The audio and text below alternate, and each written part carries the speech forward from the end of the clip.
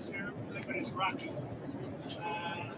Any questions? We had some great economic numbers come out. As you know, we're doing very well economically.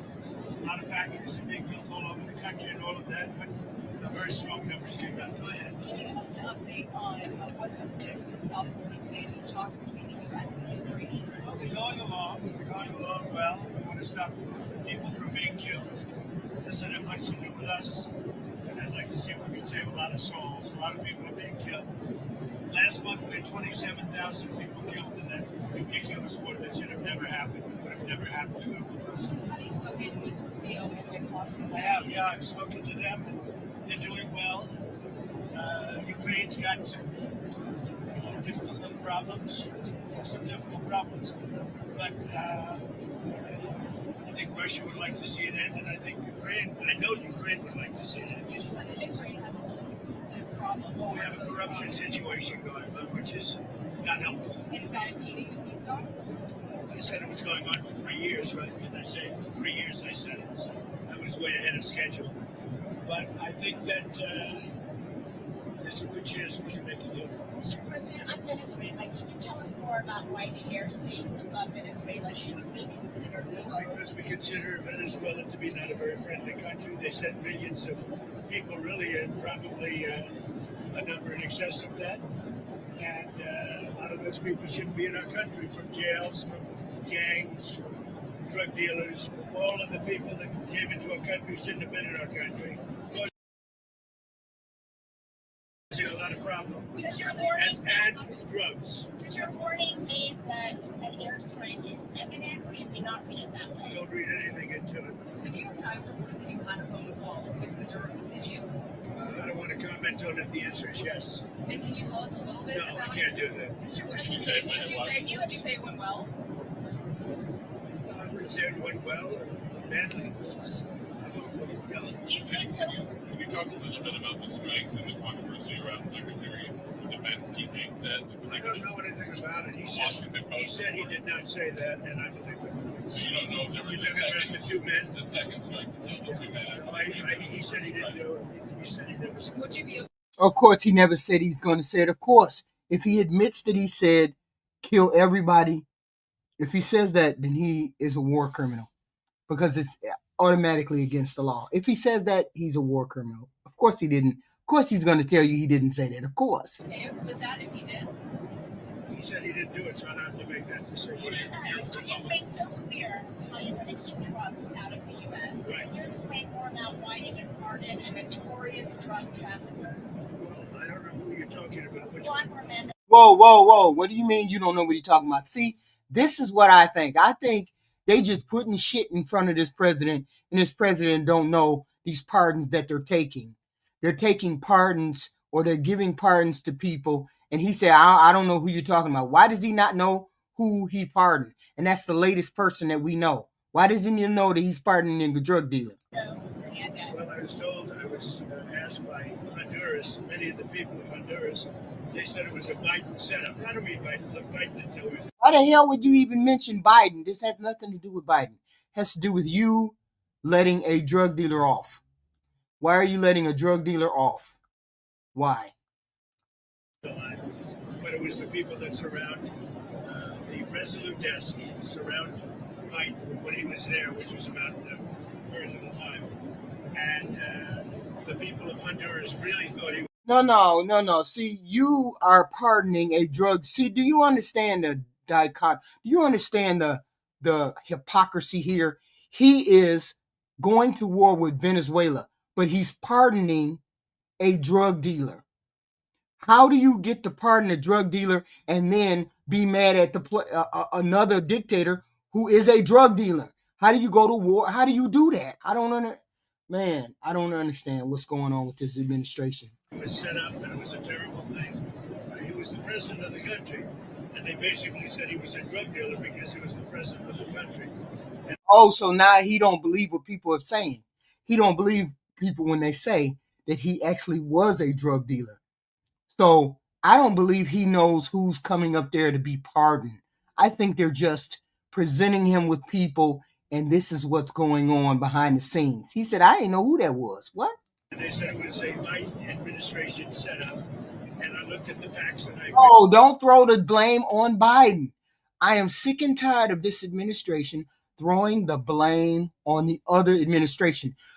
When are you guys going to take accountability for the shitty choices that you all are making? Yeah, that alone right there, mad Richard, should impeach him. To me, that should impeach him right there because he's selling pardons. To me. What evidence did you share that he was set up and that he wasn't? Well, you take a look. I mean, they could say that you take any country you want. If somebody sells drugs in that country, that doesn't mean you arrest the president and put him in jail for the rest of his life. President, can I just clarify? Do you think the U.S. Yeah, but he got arrested. He was tried. He was convicted in the United States, right? So we convicted him. We found charges on him, and he went to prison. What is going on here? It's this country, okay? To be honest, I mean, if somebody does something wrong, you put the president of the country in jail. They said it was a Biden setup. And again, it's a Biden setup. It's a Biden setup. It's always a Biden setup. It's never a Trump mistake. It's never a Trump ill-advised, immoral move. It's always something to do with Biden. That's why I say, y'all, these Republican Party doesn't stand for anything. This president doesn't stand for anything. He just does what he wants, and he's corrupt with it. And it's just like we're supposed to accept the fact that he is corrupt as he is. It's embarrassing. Yes, it is embarrassing, Chad. It's embarrassing every day. Something crazy happens, and we're supposed to say, okay, that's what's supposed to happen. Okay, our president selling pardons is okay. It's okay pardoning a drug dealer, a big drug dealer from another country. Wow. It's a Biden administration set up, and you have a big race going on this. Oh, I'm finna look at that too. Next week. That MRI. I think it's going to be a very important race. It'll be interesting to see Honduras. That's what you're talking about, right? Correct, yes. Yes, ma'am.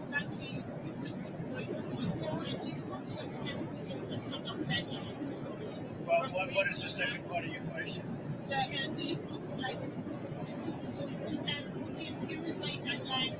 I don't have a deadline. I have a deadline when the war is over. And hopefully the war is going to be over. 27,000 people killed last week. 27,000 over the last 3 or 4 weeks. 27,000 people killed. That war should end. President, just for clarity, on the Venezuela boat strike, if there were a second strike that killed wounded people, even in the first strike, were you thinking that would be legal? I don't know that happened. And Pete said he did not want them. He didn't even know what people were talking about. So we'll look into it. But no, I wouldn't have wanted a second strike. With George, when did Trump do that? When did he do that? First strike was very legal. It was fine, and if there were 2 people around, but Pete said that didn't happen. Does that make you? I have great confidence. He's saying there's no second strike? I don't know. I'm going to find out about it, but Pete said he did not order the death of those 2 men. Do you have any concerns about how those boat strikes have been carried out at all? Very little. Not to mention that there were 2 people clinging to the side of the boat. And if you did a second strike, this is what the contention is. Because Pete Hegseth gave the order to eliminate every person, those people who were clinging to the side of the boat should have been carried over as enemy combatants, but they weren't. When somebody needs to put in the chat, when is it legal, or when has it ever been legal that there's a charge for a drug dealer to be murdered? When has that ever been on the books that a drug dealer is supposed to be murdered instead of tried? I need somebody to put that in the chat for me. When? Because you can see the boats, you can see the drugs in the boats, and each boat is responsible for killing 25,000 Americans. So no, there's no law. There's no law that says drug dealers die. There's no law. So I need somebody to tell me, what the fuck is he talking about? Why is he saying something about a drug dealer and X, Y, and Z? No. The whole point is you murdered enemy combatants. Amazing job. And you know, we're getting, you just look at the numbers. The amount of drugs coming into our country by sea is infinitesimal compared to what it was just a few months ago. And each boat, think of this, each boat on average is responsible for the death of 25,000 Americans. You see how they're trying to justify shooting the boats down, bombing the boats? You see how they're trying to justify murdering people? This is what they're trying to justify. They know that what they did was illegal. They know that. They're trying to justify it behind the fact. Nobody saw any drugs in the boat. Nobody saw that. On immigration, your administration made a lot of moves.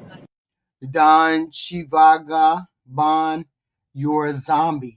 And you're the embarrassment of our time. You and your president. You and your president. Don't worry about me. I could be the biggest clown on the earth. Don't nobody know me. But everybody knows your president is the clown. And only a zombie would follow a clown. That's why we're embarrassed. Throughout the last few days after we know that an Afghan national is the suspected shooter of this National Guardsman. Yeah, people that shouldn't be in our country this year. So you announced that asylum. And that includes Somalians and it includes plenty of others. How long does your administration? All day, I'm gonna be a clown all day, but he's still the biggest clown on that platform. That president is the biggest clown we have ever had as a president. So you take your lick. That's your L. That's y'all L. Cause asylum into the U.S. I think a long time. Can you give any We kind don't of want, time? What's we the don't long want those time? people. We have enough problems. We don't want those people. Is that a year, 2 years? No time limit. And then But it could be a long time. you said We that. don't want those people. You understand that? I understand. You understand that? I understand. Who are you with? I'm with News Nation. Okay, My News name's Nation. Kulinski. News Nation. Great. Let me just say this. We don't want those people. Does that make sense? You know why we don't want them? Because many of them are no good and they shouldn't be in our country. What I mean by those people, The people from different countries that are not friendly to us and countries that are out of control themselves. But that's the option that we take. That's the choice that we make, and that's the risk that we take when we take in illegal immigrants, when we take in too many. I get that we need to limit who we have coming in. I get all of that. But you don't demonize the people that are here. That's the point. Make sure they leave in an orderly and nice fashion, or they get an asylum or somehow, some way. But don't demonize them while they're here. Don't look at 2 Afghans and say all Afghan people are bad. Don't look at 1 Somalian and say all Somalians are bad.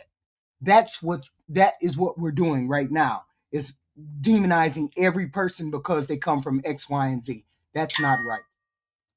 Countries like Somalia that have virtually no government, no military, no police, all they do is go around killing each other. Then they come into our country and tell us how to run our country. We don't want them. Are you talking how to many you? countries roughly? You gotta talk up. She said how many countries? Is there a list? Well, I guess we gave you 19, right? Okay. There's probably more than that. Is that what you mean when you mean third world countries, those 19? No, I don't think they're all third world, but in many cases they are third world. They're not good countries. They're very crime-ridden countries. They're countries that don't do a good job. They're countries that don't register from the standpoint of success. And we, frankly, don't need their people coming into our country telling us what to do. And you're talking about I'm talking about like Somalia, where you have a congressman goes around telling everybody about our Constitution, and yet she supposedly came into our country by marrying her brother. Well, if that's true, she shouldn't be a congressman, and we should throw her the hell out of our country. Off of that, in that same post, you mentioned Tim Walz, and you called him what many Americans do find an offensive or retarded. Do you stand by that claim of calling Tim Walz retarded? Yeah, I think there's something wrong with it. Absolutely, sure. Oh, no kind of apology at all. No kind of apology at all. He doubled down on the tarred word. He doubled down on the tarred word. Yep. Embarrassing. Yes, it is. If you don't You think have a problem with it? You know what? I think there's something wrong with it. Anybody that would do what he did, anybody that would allow those people into a state and pay billions of dollars out to Somalia. We give billions of dollars to Somalia. It's not even a country because it doesn't function. I told you there's no morality to you Republican people. He called a person retarded. That's why he's losing his party, and that's why he's losing a lot of people. He already lost the Democrat. He already lost the independents. He already lost the Latinos. His behavior is what makes people lose. No, he said that, and 2 congressmen got offended. 2 Republican congressmen got offended. That's why. And then he just doubles down on it. That's just wild. Like a country.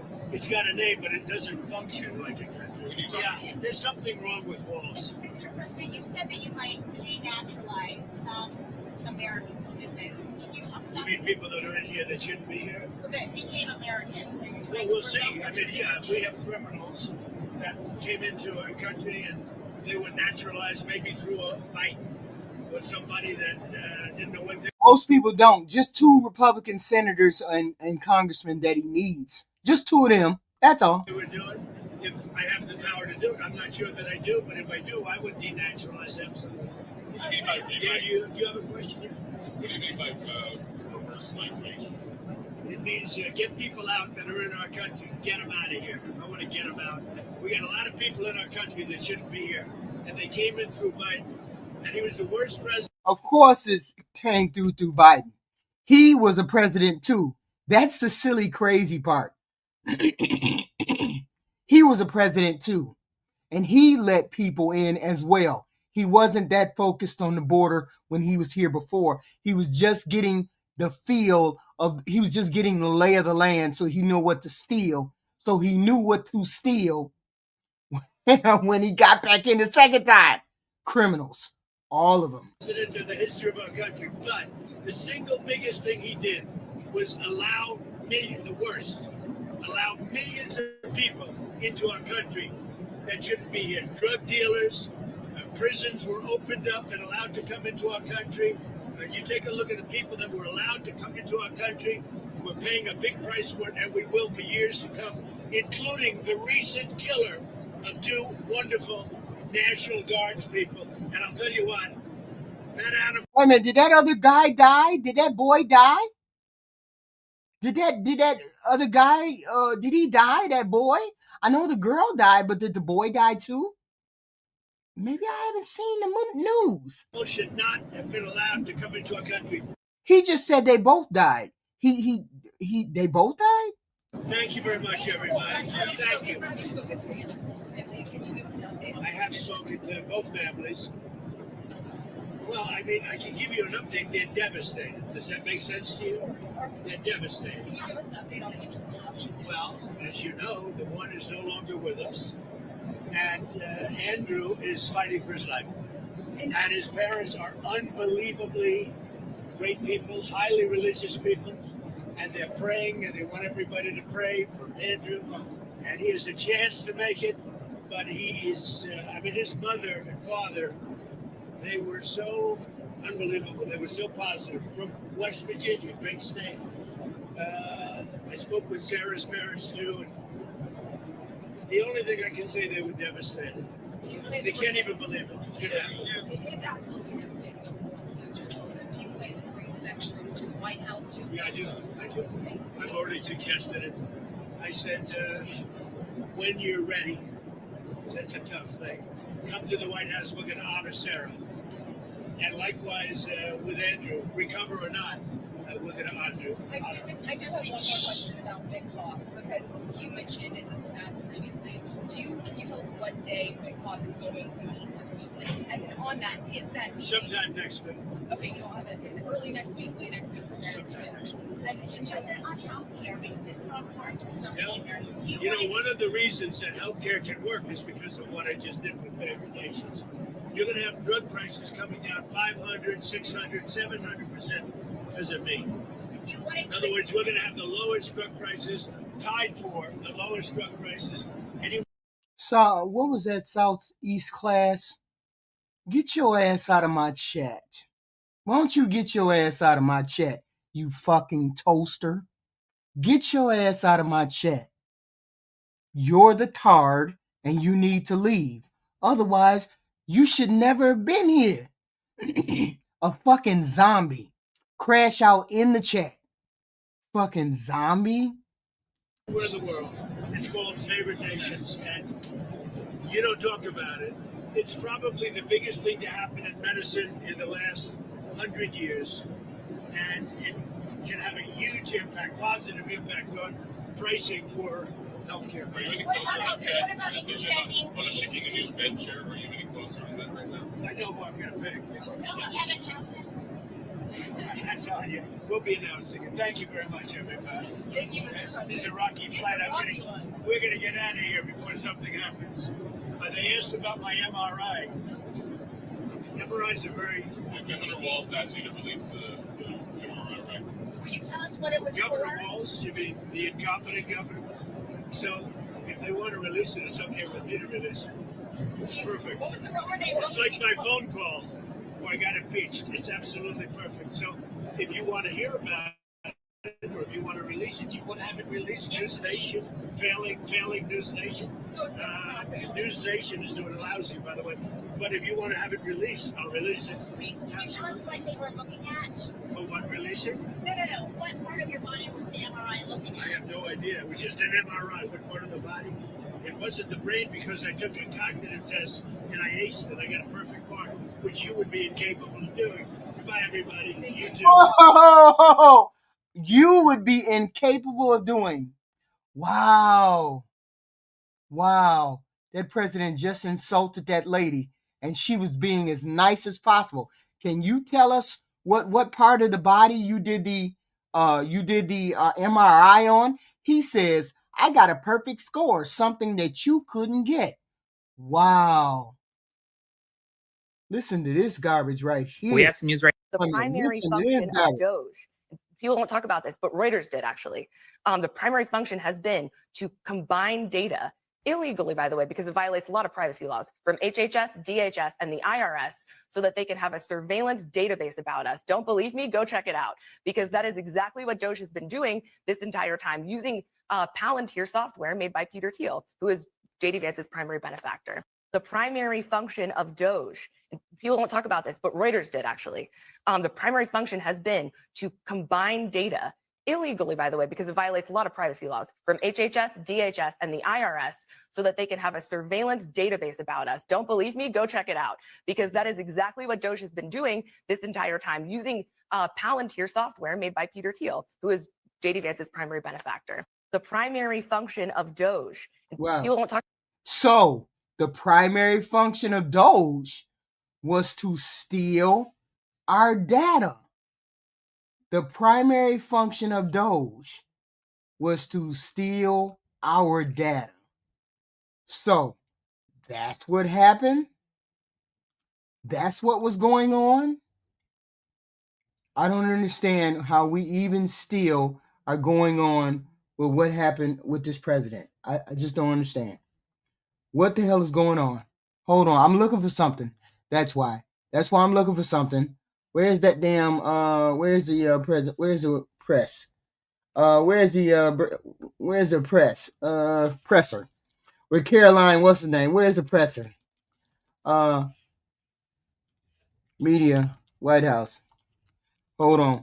Presser, because she came out there and said some bullshit today. She came out there and said some bullshit today. Like, really, this is what we doing? Wait a minute. What was that? December 1st. Here we go. Okay. Let's start at the beginning. Hold on. Let me start at the beginning. Wait a minute. I know that ain't 4 hours, because I know it's live. I wanted to look at the presser because she said she came out and said some bullshit. Of course, she always comes out and says bullshit, but we're always at the damn, how do I find wait a minute, how do you find this? Come on now. Hold on. Yeah. So she always comes out and says some bullshit. Always, and it's riffed with lies and bogus shit. So every time she talks, she always says something fucked up. And then even more fucked up is the lies that we commit. I bet you she didn't talk anything about the fact that she knew about her nephew's baby mama who was an illegal alien. I bet she never told anybody about, or did they mention that about her at all? Does she have anything to say? I don't know. Yes. Here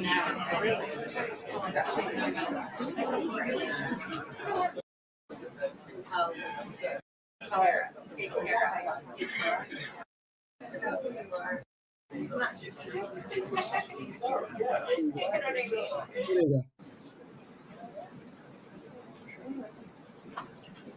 All right.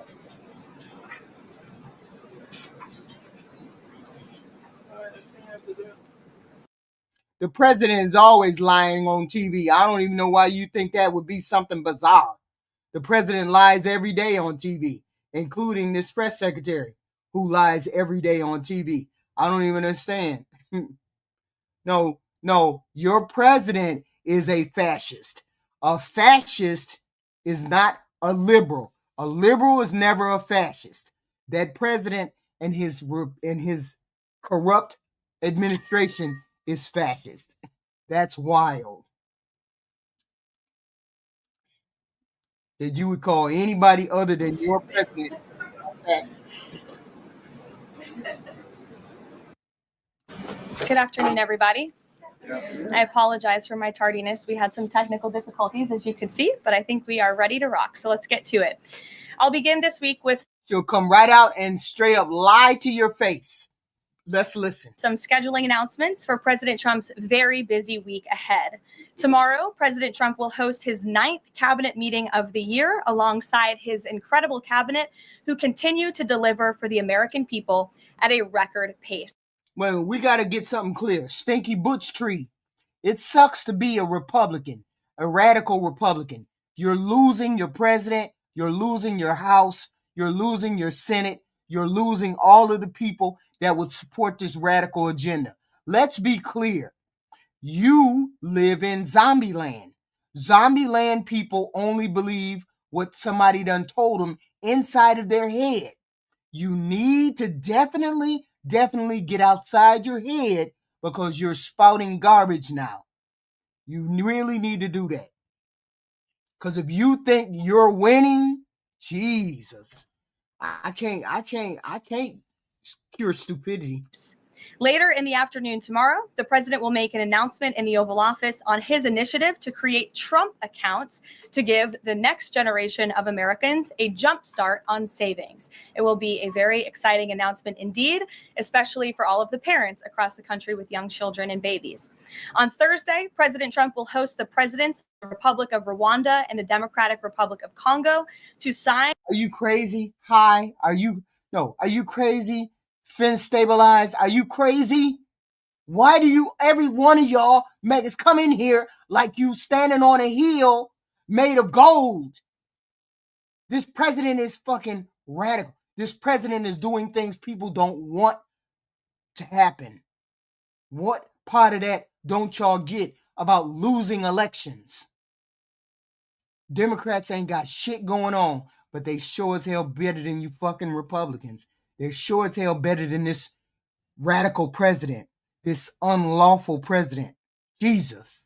And the historic peace and economic agreement that he brokered. On Thursday night, the president and the first lady will celebrate one of America's greatest traditions, the lighting of the national Christmas tree on the Ellipse. And on Friday, President Trump will attend the FIFA World Cup final draw at the Kennedy Center.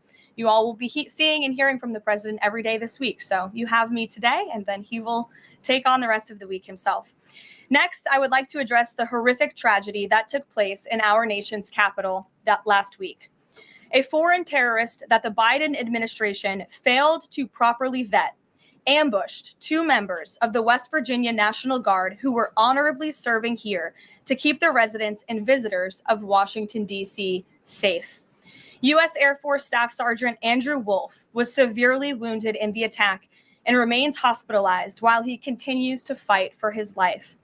Tragically, U.S. Army Specialist Sarah Beckstrom died of her wounds. She was just 20 years old.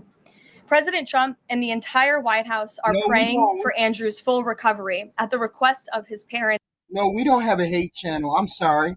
We don't have a hate channel. We believe in telling the truth over here.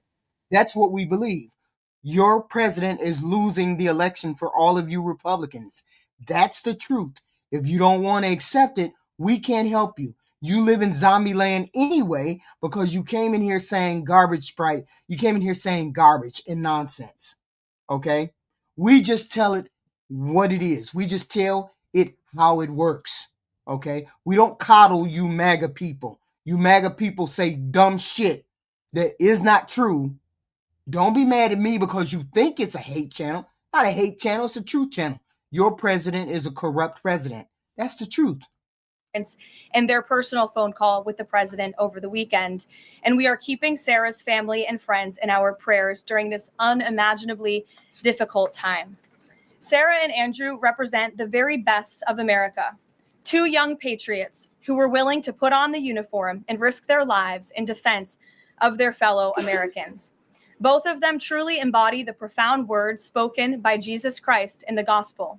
Greater love has no one than this, to lay down one's life for one's friends. Anybody who says Biden is worse, I question your sanity. I just gotta question your sanity.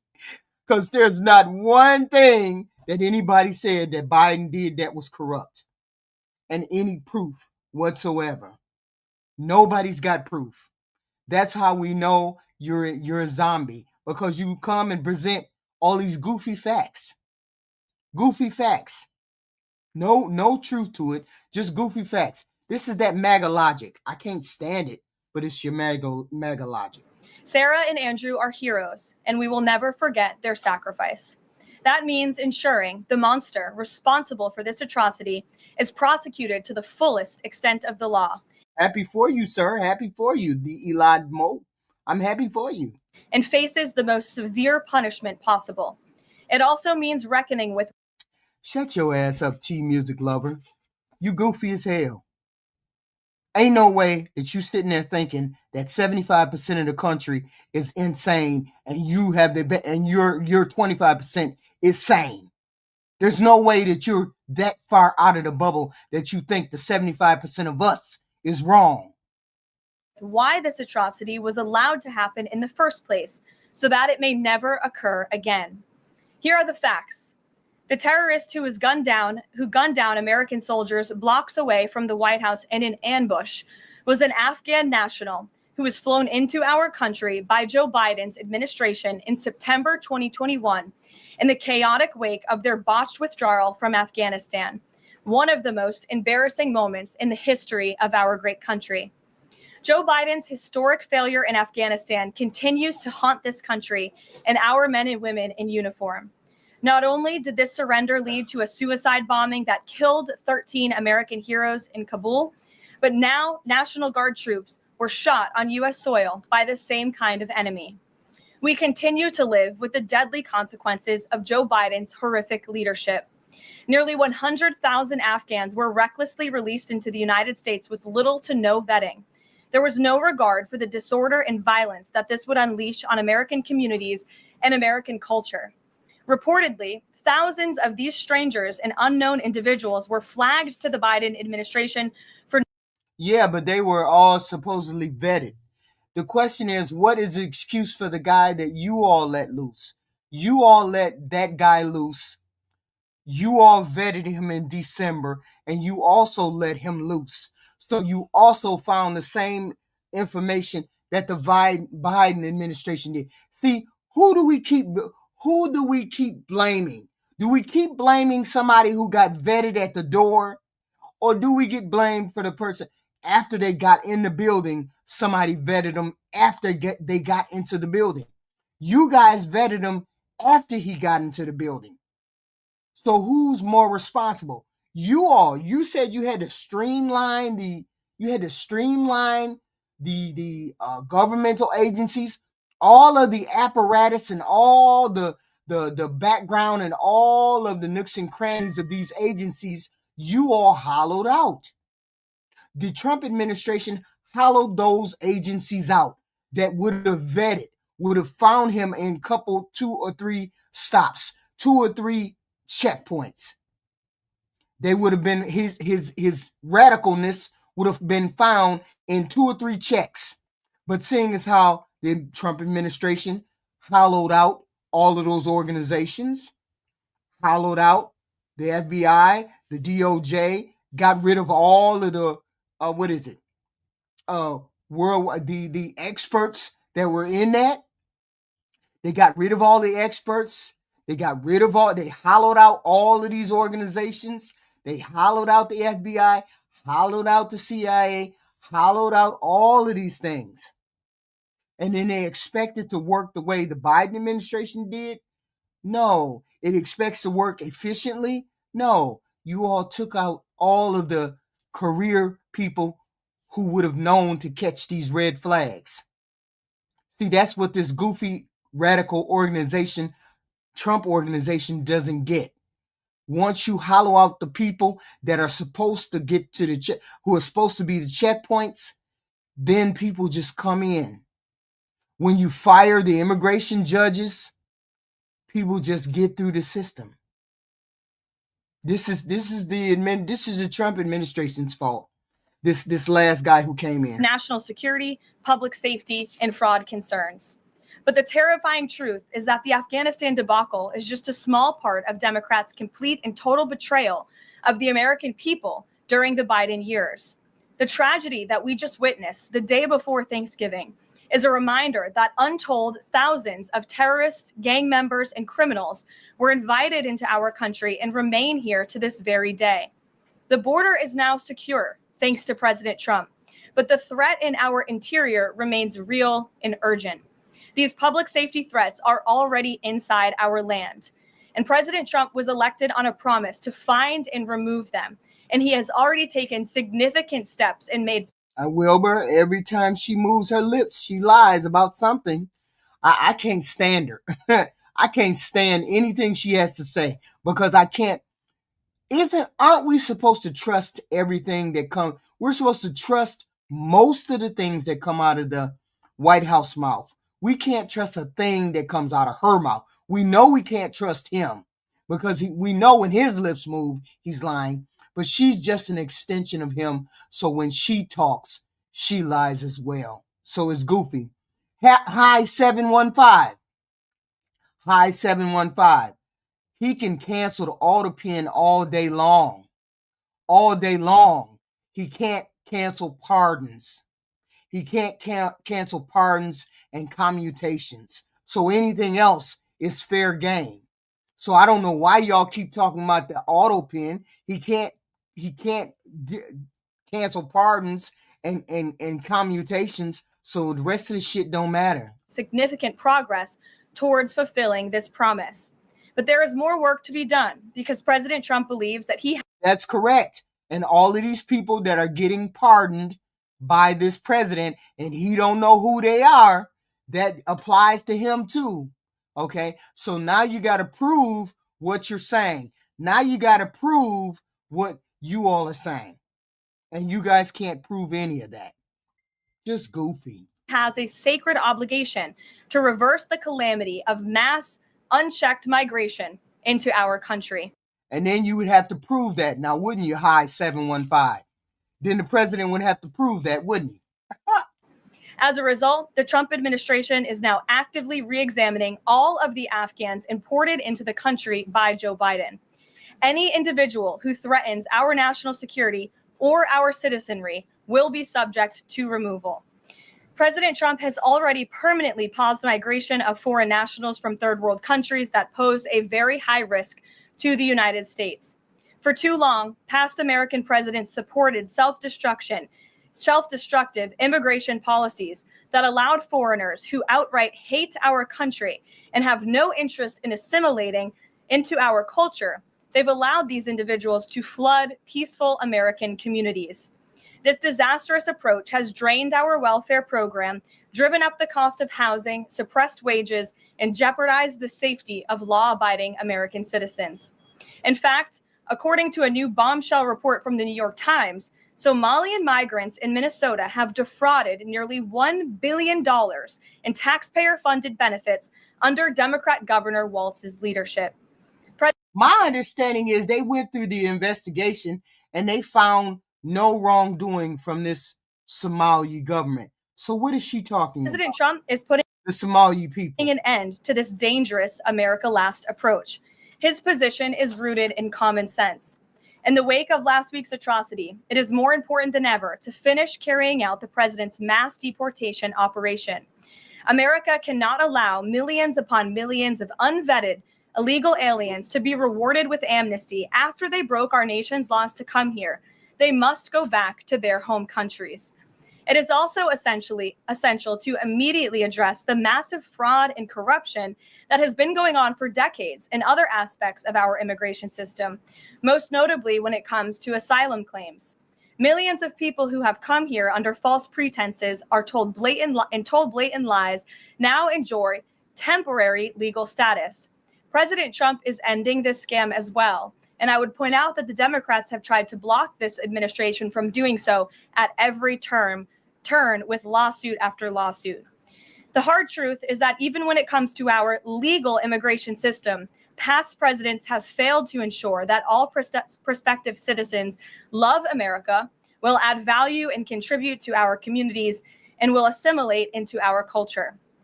Leaders have a duty to defend and advance the interests of their own people, not foreign nationals. Leaders also have a duty to preserve the integrity and character of our nation's national identity. That is why President Trump is more committed than ever to fully restoring American sovereignty by keeping our borders secure, removing all illegal alien invaders, and rebuilding a legal immigration system that makes sense and benefits our country. President Trump has no higher responsibility than to defend our homeland and our people, and he will never waver in doing so. With that, I will open it up to questions, and we'll lead today with Isabel Brown, who is in our new media seat. She's a very popular face on television these days. She's built a great independent media podcast and platform with the Daily Wire, and I appreciate your being here, Isabel. Thank you, Caroline. Appreciate it and appreciate the briefing. The whole room is full of podcasters. This is wild. Many Americans, in light of these recent events that you just mentioned, are starting to say that we are being invaded as a country, culturally and logistically, when it comes to immigration. And we know that immigration without assimilation is indeed invasion. So given the recent remarks from Vice President Vance on a college campus about dramatically reducing legal immigration to address some of this crisis, and President Trump's Truth Social post last week about individuals who may be non-compatible with Western civilization, are there any conversations happening or plans being made behind the scenes for the administration to implement at least a temporary immigration moratorium, for example, in light of what the American people might be calling for? So, Isabel, it's a great question. I think I spoke a little bit to the heart of your question in my opener there.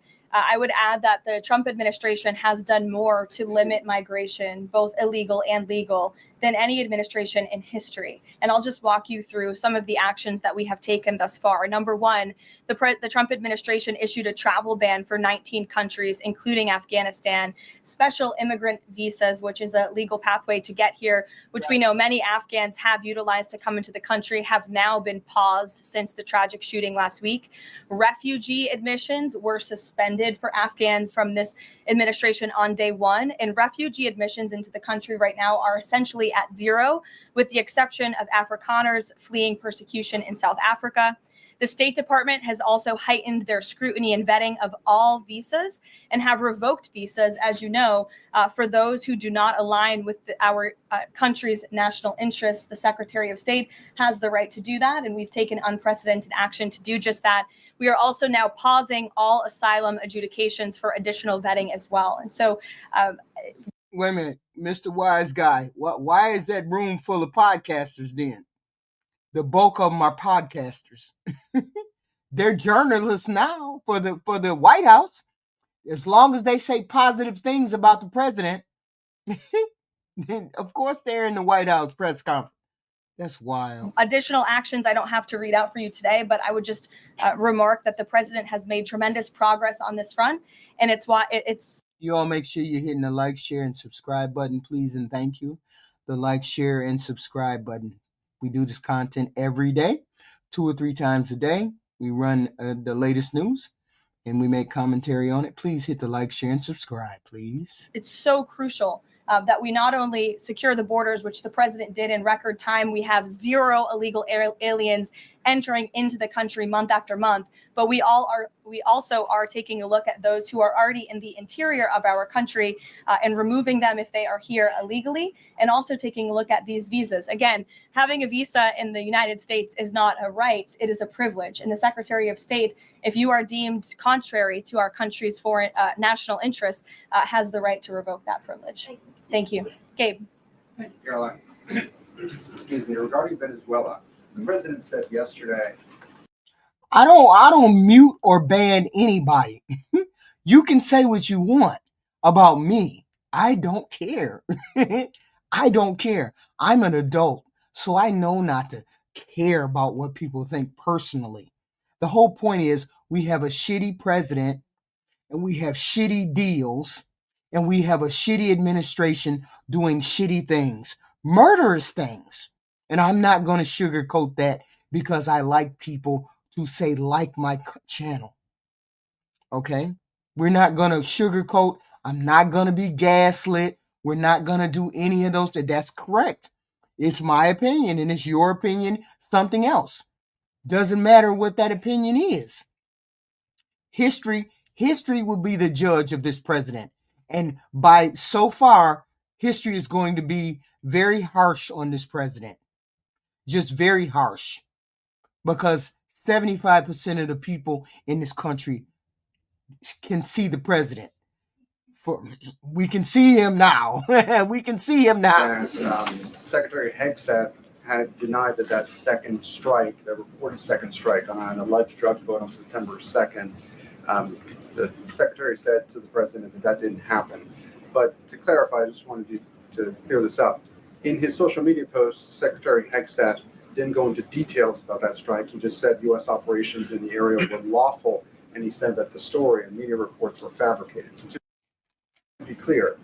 No, it's not just my opinion. It's about 75% of the country. It's 75% of the country's opinion. Yeah, it's about 75%.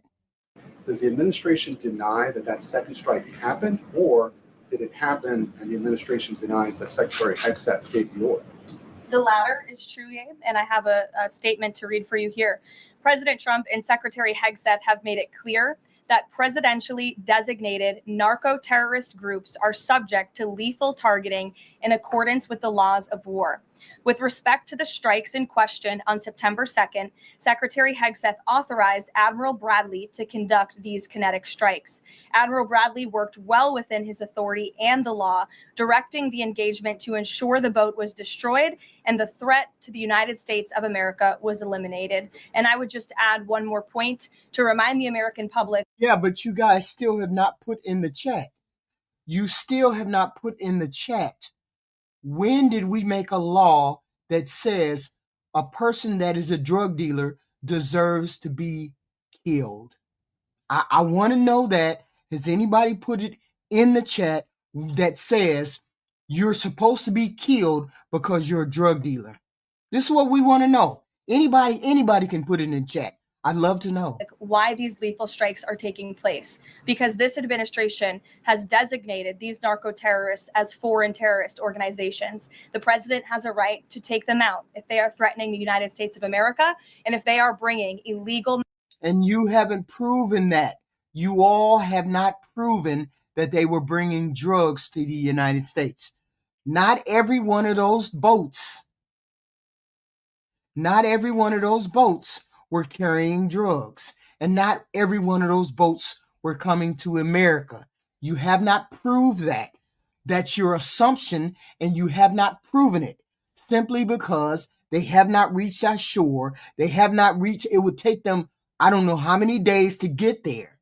So our whole point is you haven't proven your case. They're not on the books as being, you cannot give me a law that says drug dealers are supposed to be murdered. You cannot give me the law. Narcotics that are killing our citizens at a record rate, which is what they are doing. And under the previous... What they are doing is trying to invoke feeling from half of the goofies. And they have half of the goofies because they're in here defending the murder of people we don't know whether they deserve murder or not.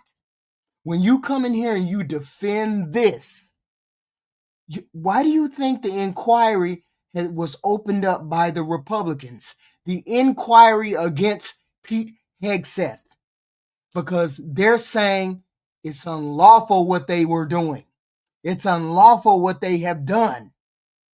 This is not a Democratic thing. This is a Republican thing. This administration, there was enough fentanyl trafficked into our country to kill every American man, woman, and child many times over. And so listen to how she's trying to invoke feelings, invoke our sympathy. Look at what she's trying to do, trying to pull the American people away from the fact that this administration is murdering people in the Caribbean.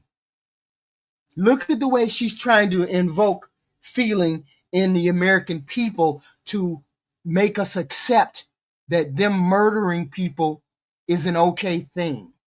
that's why you've seen a drastic difference in this administration's policy with respect to the last. And it's one of the many reasons the American public reelected this president and support this Secretary of War in conducting these strikes. So to be clear, to clarify, Admiral Bradley was the one who gave that order for a second strike. And he was well within his authority to do so. And a separate question, the president several days ago said it was his intention to pardon the former president of Honduras, who was a convicted drug trafficker. And yesterday on Air Force One, the president said that if someone sells drugs in that country, that doesn't mean there you go. What you saying, reporter? Arrest the president and put him in jail for the rest of the. Wait a minute. I need you to listen to the reporter. What did the reporter say? What did this reporter say? To pardon the former president of Honduras, who was a convicted drug trafficker. And yesterday on Air Force One, the president said that if someone sells drugs in that country, that doesn't mean you arrest the president and put him in jail for the rest of his life. How is that different than what the administration is accusing Venezuela's Nicolas Maduro of? And ain't that what I asked you all earlier? How is it that he's pardoning a drug dealer? So how is that different from what Maduro is doing? You see the garbage. Cherry picking the president's statement a little bit yesterday, as he also said yesterday, the people of Honduras have highlighted to him how the former president Hernandez was set up. This was a clear Biden over prosecution. He was the president of this country. He was in the opposition party. He was opposed to the values of the previous administration. You see how this president is trash as hell. Y'all see how the president is trash as hell. We can't trust this we cannot trust this Republican administration. We can't possibly trust you guys. There's no way we can trust this administration. And they charged him because he was president of Honduras. There were some other egregious facts that came out during this trial, and I would encourage you to report on them. His court-appointed lawyer was only given 3 weeks to prepare for trial. He shared that his... You see how they are giving cover for him doing the unthinkable, for him doing something so egregious. Every time we talk to this administration about something, he's doing something outrageous, and she's out here defending it. Conviction was lawfare by the leftist party who, quote, struck a deal with the Biden-Harris administration. Hernandez has highlighted there was virtually no independent evidence presented, and many of his conviction was based on testimony from many admitted criminals who hoped that cooperating would reduce their own penalties. So the president heard the concerns from many people, as he does, and he's, of course, within his constitutional authority to sign clemency for whomever he deems worthy of that. Jack. Caroline, following up on Gabe's question, you said that the follow-up strike was lawful. What law is it that allows no survivors? The strike conduct. Yeah. Y'all need to ask her. What law says that you can break motherfuckers off because they're drug dealers? conducted on September 2nd was conducted in self-defense to protect Americans in vital United States interests. The strike was conducted in international waters and in accordance with the law of armed conflict. And then on this pardon for the Honduran president, does it at all undercut the administration's messaging while you have these congressional Republicans defending the strikes on the narco-terrorists and then a pardon for a convicted drug trafficker? Does that make it more difficult for your members to defend your administration's policy? I don't think so, Jackie. I think that President Trump has been quite clear in his defense of the United States homeland to stop these illegal narcotics from coming to our borders, whether that's by land or by sea. And he's also made it quite clear that he wants to correct the wrongs of the weaponized Justice Department under the previous administration. And Ouija, I'll call on you because I think we're wearing matching blazers today. I was going to Great minds. yours. Thank you, Caroline. So just to be clear, to clarify on Jackie and Dave, did Admiral Bradley order that second strike because there were still survivors after the initial strike? Again, as I read for you, Admiral Bradley worked well within his authority in the law. He directed the engagement to ensure the boat was destroyed and the threat of narco-terrorists to the United States was completely eliminated. So was the initial order from Secretary Hegseth, everyone be killed, and did that come from President Trump? I saw that quoted in a Washington Post story. I would reject that the Secretary of War ever said that. However, the president has made it quite clear that if narco-terrorists, again, are trafficking illegal drugs towards the United States, he has the authority to kill them. And that's what this administration is doing. Danny. He has the authority to kill them. Oh, my God. Oh, my God. On the MRI, because President Trump yesterday said that he would release the results of his MRI. Is that happening right now? It is happening right now. As part of, and this is a... Oh, let's see if she tell the truth about his MRI, y'all. This is wild. She said he has the authority to kill drug dealers, y'all. And then there were two hanging on the side of the boat. They have the authority to kill the two that were hanging on the side of the boat. What the hell is going on? Now she's about to lie about this MRI that the president had. No, that's not a law, Derek Goofy. That's not a law. Summary from the president's physician, and we will release it right now. I think my team has it teed up for all of you. I'll read it for you, and then you'll get it physically as well.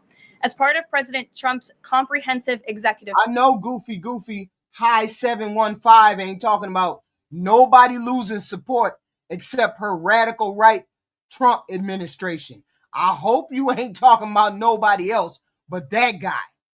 Because that guy is losing support like you wouldn't believe. Physical advanced imaging was performed because men in his age group benefit from a thorough evaluation of cardiovascular and abdominal health. The purpose of this imaging is preventative, to identify any issues early, confirm overall health, and ensure the president maintains long-term vitality and function. President Trump's cardiovascular imaging was perfectly normal. No evidence of arterial narrowing impairing blood flow or abnormalities in the heart or major vessels. The heart chambers are normal. Oh yeah, I'm going to push for this administration. I am going to do whatever I have to do to my part in order for every person in this Trump administration to get a sentence, to head for prison, including this chick right here. Normal in size, the vessel walls appear smooth and healthy, and there are no signs of inflammation or clotting. Overall, his cardiovascular... Wolverine Mark is in the chat talking about the lefties are insane. And what he just heard was the press secretary saying it was just fine to kill drug dealers. This goofy Wolverine Mark is in the chat talking about lefties are insane. And this goofy girl, this blonde chick, just said the president is killing people because they're drug dealers. What law on the books says you kill drug dealers? That's wild. And y'all in here defending that. That's wild. System shows some of them deserve to go to prison. And hopefully they will. Excellent health. His abdominal imaging is also perfectly normal. All major We ain't organs talking about appear Biden, very Woody, healthy Wolverine, and well Mark. perfused. We talking about your goofy ass who in here defending murder. Everything evaluated is functioning within normal limits with no acute or chronic concerns. In summary, this level of detailed assessment is standard for an executive physical at President Trump's age and confirms that he remains in excellent overall health.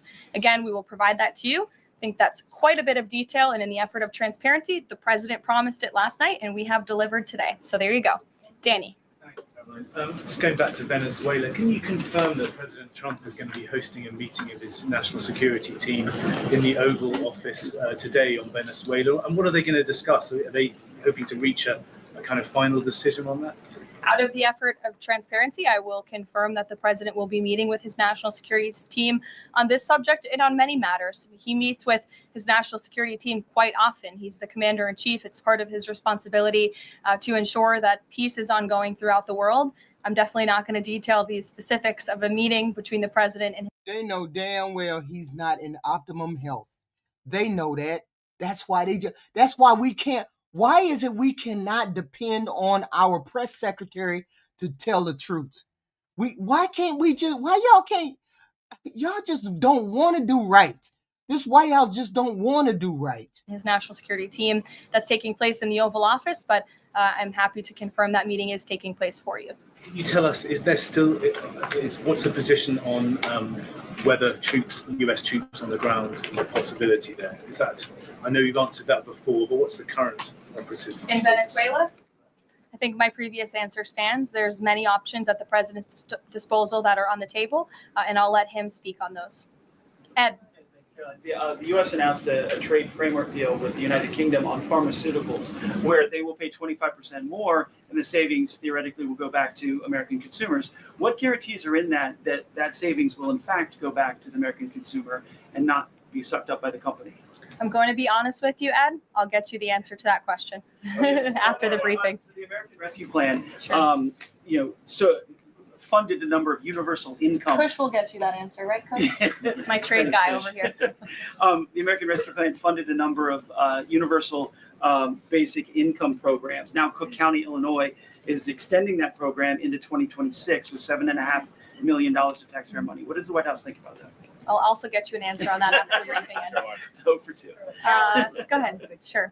And then in the interest of transparency, does the White House support releasing the Department of Defense's video of those September 2nd strikes on those military boats? And also, separate topic on presidential pardon power. Why did the president commute the sentence of David Gentile recently? He's a private equity executive. He served 12 days out of a 7-year sentence. Prosecutors said he defrauded $1.6 billion with thousands of victims, including veterans, farmers. You see, she didn't know that lady was going to ask her that question. Look at her face. I can tell when she's gearing up to lie. Look at the face. She puts on that straight, mean bitch look. She's about to lie. Watch what comes out of her mouth, because she has no idea about this question. But now she's about to lie. Teachers, why was he pardoned? To your first question, that's definitely not a decision for me to make. I would defer you to the Department of War. It's also probably a decision for the president himself to make. As for your second question with respect to that pardon, he issued a commutation for Mr. Gentile, who's the former CEO and co-founder of GBP Capital Holdings. Unlike similar companies, GBP paid regular annualized distributions to its investors. In 2015, This president buys pardons. This is why he's pardoning these people, because now people know that that Donald Trump will pardon them if they give him enough money. So this is what they know. These people are getting pardoned because they're paying Donald Trump. GBP disclosed to investors the possibility of using investor capital to pay some of these distributions rather than funding them from current operations. Even though this was disclosed to investors, the Biden Department of Justice claimed it was a Ponzi scheme. This claim was profoundly undercut by the fact that GBP had explicitly told investors what would happen. At trial, the government was unable to tie any supposedly fraudulent representations to Mr. Gentile. In short, again, this is another example that has been brought to the president's attention of a weaponization of justice from the previous administration, and therefore he signed this commutation. See, this is why I would impeach him. I would impeach him on this right here alone. Selling pardons. If you have enough money, I'm surprised he hasn't sold other pardons. So he's able to sell pardons and nobody looks at him like he's corrupt. So you say he's not corrupt, yet he sells pardons. That's wild. He's the most corrupt president ever. And he's going to go down in history as the most corrupt president ever. It just is what it is. Him selling pardons alone makes him corrupt. Because he can be bought. That's a president we don't need. A president that can be bought. And this president can be bought. So say that these people were defrauded. I just read you a very detailed summary of why the commutation was made. Sure. In the middle with the red tie.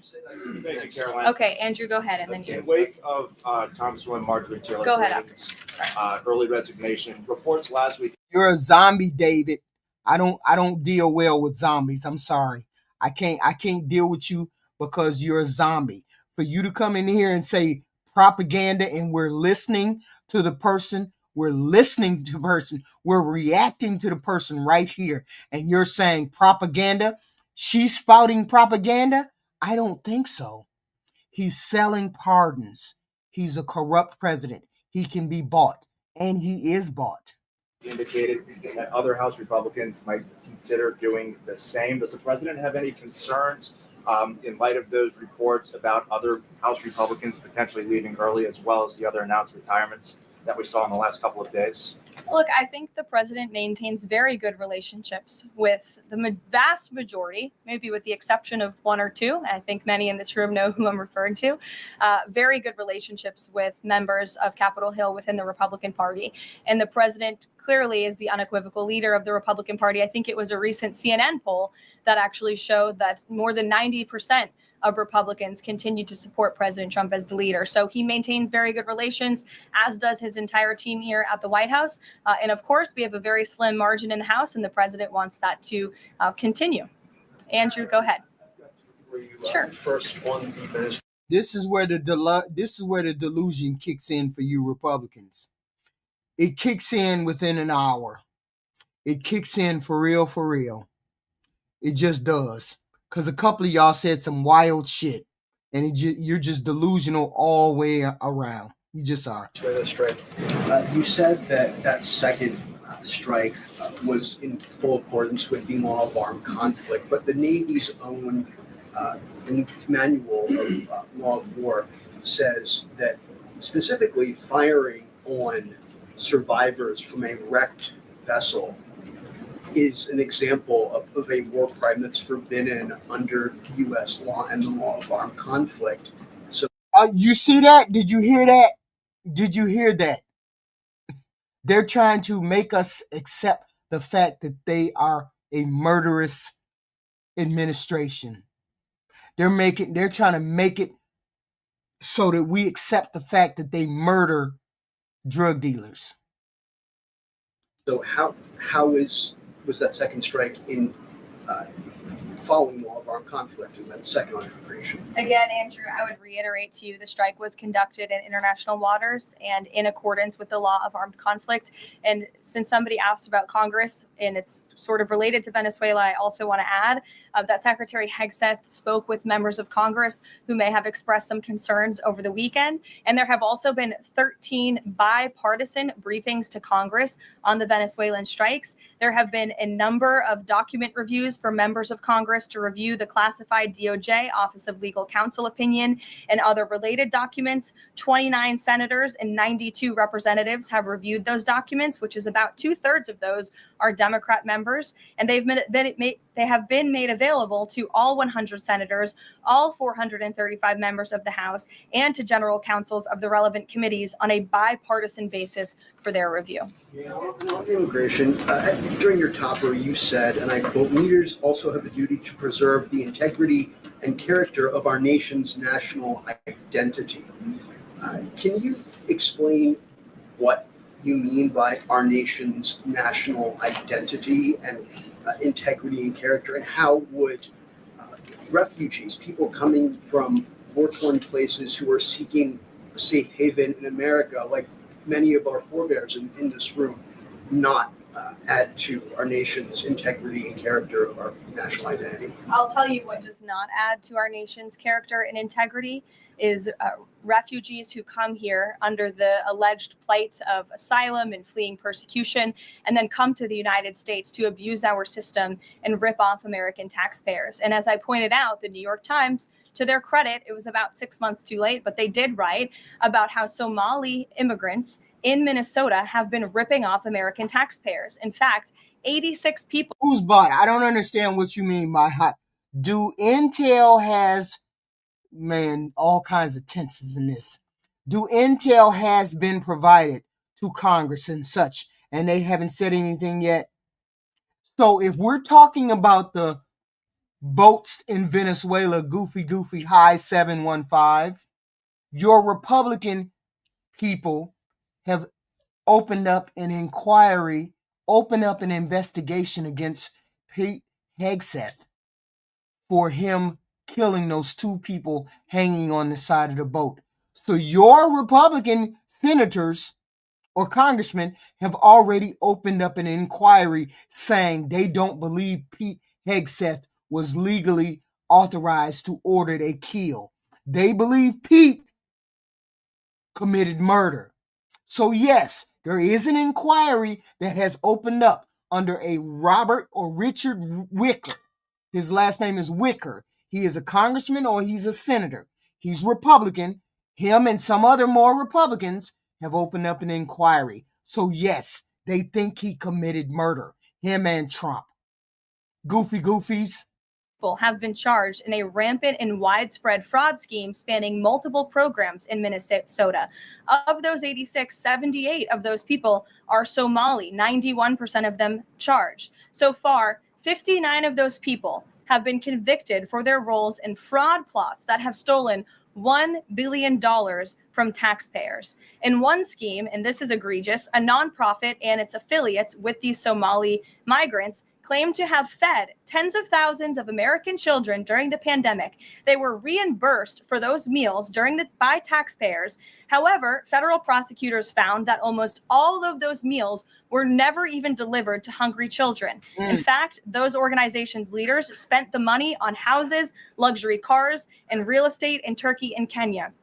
Another scheme involved hundreds of organizations who were reimbursed for services that were supposed to help people at risk of homelessness. Once again, those services were never provided. All of this has happened under Democrat leadership in a Democrat-run state where these refugees, these migrants are coming to the United States. They are abusing our system. They are draining our resources that should be going to law-abiding, taxpayer-funded, tax-paying Americans. And this president is not going to put up with it anymore. Rachel. Thank you, Caroline. Just to follow back up on the Washington Post reporting, so much of the concern from Democrats and Republicans is focused on the survivors.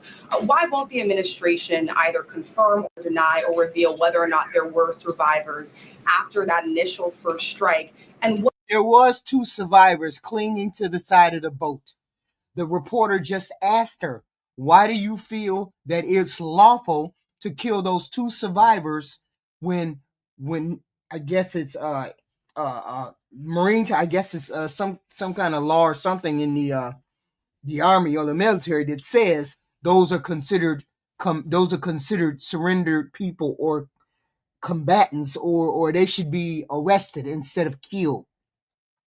I don't understand what's going on. It's very clear. What imminent threat would two survivors pose who were clinging presumably to the wreckage of that boat? Again, as I said, I think you guys are sort of not listening fully to the statement I've provided. Admiral Bradley worked well within his authority and the law, directing the engagement to ensure the boat was totally destroyed and the threat to the narco-terrorists to the United States was eliminated. And for any further questions about his thinking, I would defer you to the Department of War. I obviously wasn't in the room for these Just to follow up, Caroline, just on the administration's policy when it comes to survivors, was there a change in policy after this strike on September 2nd? The Washington Post is reporting that these 2 survivors were killed after a second strike, but then in October, 2 people were rescued and returned to. You sound real dumb, Sean Mitchell. You sound real dumb, and you sound like a zombie. I hate zombies. Colombia and Ecuador. So was there a decision that was made to handle survivors differently after these strikes? Not to my knowledge, no. Steve. The president confirmed that he spoke to the Venezuelan leader. Are you trying to negotiate his departure? Is there an asylum deal? Yeah, but if you knew anything, Goofy, he's following orders. And whose orders would he be following? He would be following Pete Hegseth's orders. Wouldn't he, Goofy? They don't act on their own. They follow command, don't they, Goofy? So did this commanding officer did he, wait a minute, hold on. Did he give the order or did Pete Hegseth give the order? Because he's making decisions according to y'all. This dude who gave the order is working all on his own. Has nothing to do with Pete Hegseth. Pete Hegseth didn't say jack shit. This dude is working on his own fucking recognizance. Wow. Good work. President, as you know, last night. No, the buck stops at the person who gave you the order. He gave him the order to kill everyone. And we still ain't seen no evidence of no drugs or no boats yet. On Air Force One, he said, I don't want to comment on that, but I did speak to him in the effort of transparency. So there you go. You got your confirmation. I'll let him speak further if he wishes to on the deal. You do what you were told to do. He does what he's told to do. Didn't the 2 reporters just say there's something that says that you guys have to arrest the people that are left? You should have arrested the 2 people that were clinging to the boat. She said, no, it was our job to murder all of them. Murder them all. Just murder them all. Details of that conversation that took place. Witkoff is headed to Moscow. How close are you to some sort of Ukraine agreement? I think the administration feels very optimistic. Obviously, following illegal orders is no excuse. When you know shit is illegal, you don't follow illegal orders. This is why I believe that the 7 senators put out that video, because somebody called them. They got the whiff that they were doing unlawful orders on these ships, and these senators put this out saying you shouldn't be doing unlawful orders. I believe that's why they made that video. That's what I believe. They made that video because of this killing these kids killing people on the boat. You've seen, Steve, that the president's entire team, including Special Envoy Witkoff and Secretary Rubio and the vice president and the president himself, Secretary Hegseth as well, have been working. No goofy. Free-thoughted. No goofy. I'm defending the law. The law says when you have people who are breaking the law, you bring them in and you arrest them. You don't kill everybody in sight. That's what I'm defending. You don't kill everyone in sight. You arrest people. You don't just say somebody is committing some law that is broken. You just don't say I broke the law and then proceed to shoot me out of the water. You have to prove that I am a drug dealer. And according to some reports, there were 2 survivors who were not drug dealers. Early in this mission that they started, they weren't drug dealers. We ain't seen them 2 people yet. We ain't seen those 2 people that survived these initial early bombings yet, because they let them go back to their home country because they weren't drug dealers. Just goofy. so hard on this effort, and they all No really proof want to that see they this had war come drugs to on an the end. boat And so at all. just yesterday, Sunday, I believe that was yesterday, they had very good talks with the Ukrainians in Florida. And now, of course, Special Envoy Witkoff is on his way to Russia. This is sort of the shuttle diplomacy that you've seen from this administration play out, where we speak equally with both sides. We've put points on paper. Those points have been very much refined. But as for the details, I will let the negotiators negotiate. But we do feel quite good, and we're hopeful that this war can finally come to an end. Stephen. Thank you, Caroline. I've got a question about Ukraine and then a clarification about immigration changes that are happening. On Ukraine, President Trump very briefly yesterday said that corruption issues there were not helpful to the peace process following the resignation on Friday of President Zelensky's top aide, Andrei Yermak. We were told from your podium in the prior administration that, quote, there is no indication that there's been any kind of widespread corruption involving U.S. resources in Ukraine. What is the Trump administration's view of corruption issues in the wake of Yermak's resignation? And how is that impacting peace talks? Well, look, I think the president has made it quite clear, as he said last night, corruption is never helpful. And he does not want to see American tax dollars taken advantage of, which is why he has stopped the endless checks that were being written by the previous administration to fund this war. The United States is selling weapons to NATO that are being sent to Ukraine. That's a very different thing than the American people writing blank checks to a war effort very far away. It does not degrade the administration's determination to see this war come to an end, but I think it exemplifies the president's desire to always put the American people and the American taxpayer first. On immigration, you mentioned, or you emphasized that there would be a review of the Afghans who were resettled here under the previous administration. Yes. There's a lot of changes happening right now to asylum and to green card holders. What should the 2 million people with pending asylum claims, or the roughly 1 million people from the 18 other countries of concern, know about what's going on in the review? What's the status of all these other people? They're essentially paused for review. And the Department of Homeland Security is taking this very seriously, because we are not going to allow soldiers like we saw in American streets last week to be gunned down at the hands of these foreign nationals who had the privilege of coming to the United States of America. And unfortunately, this is not the only example of a dangerous Afghan who was let in by Joe Biden, who went on to harm the American people.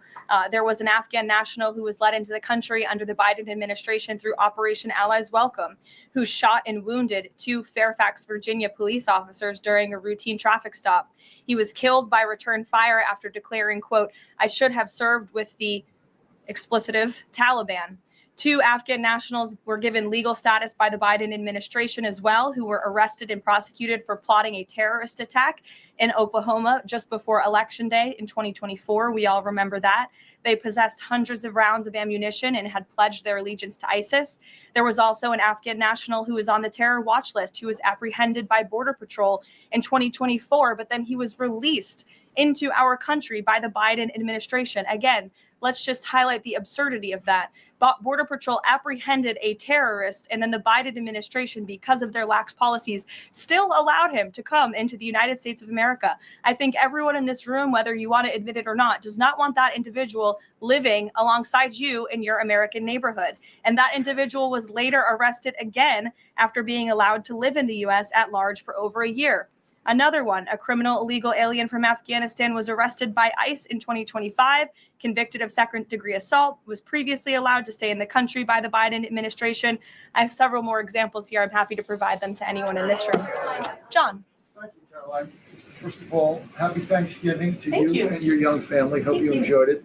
I have 2 questions unrelated. The first, back to Afghanistan. My son and I walked by the horrific shooting less than 1 hour before it happened. So for anybody that's here, this thing's real. You outlined all of these unvetted Afghans that were let in by Biden. We just had one the other day that was going to blow up a DHS building. Can you be specific on what the Trump administration is doing now to re-vet those that are here so that we don't get a repeat of what we had Wednesday night?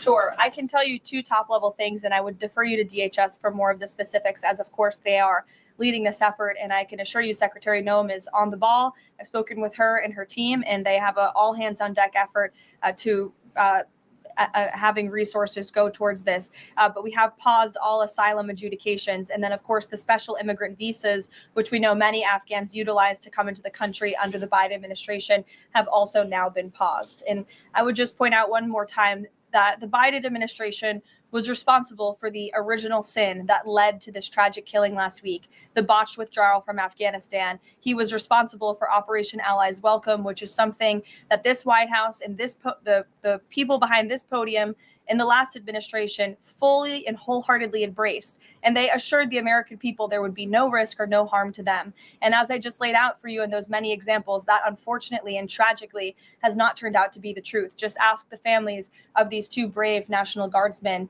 one who is no longer with us and one who continues to fight for his life. So I know the president is wholeheartedly focused on this effort. And I think, unfortunately, these events do remind us why it's so important that the president's mass deportation operation continues. With that, follow up. The White House today launched a new fake news portal, which I found interesting. What is your objective with that ultimately? And are you going to name the news networks? And are you also going to name some of the correspondents, some which may be here today? Yes, we are. I'm glad you noticed. Much to the dismay of some of your colleagues in the room, John. And I think it goes to our original promise on day one. Are you kidding me? This most corrupt.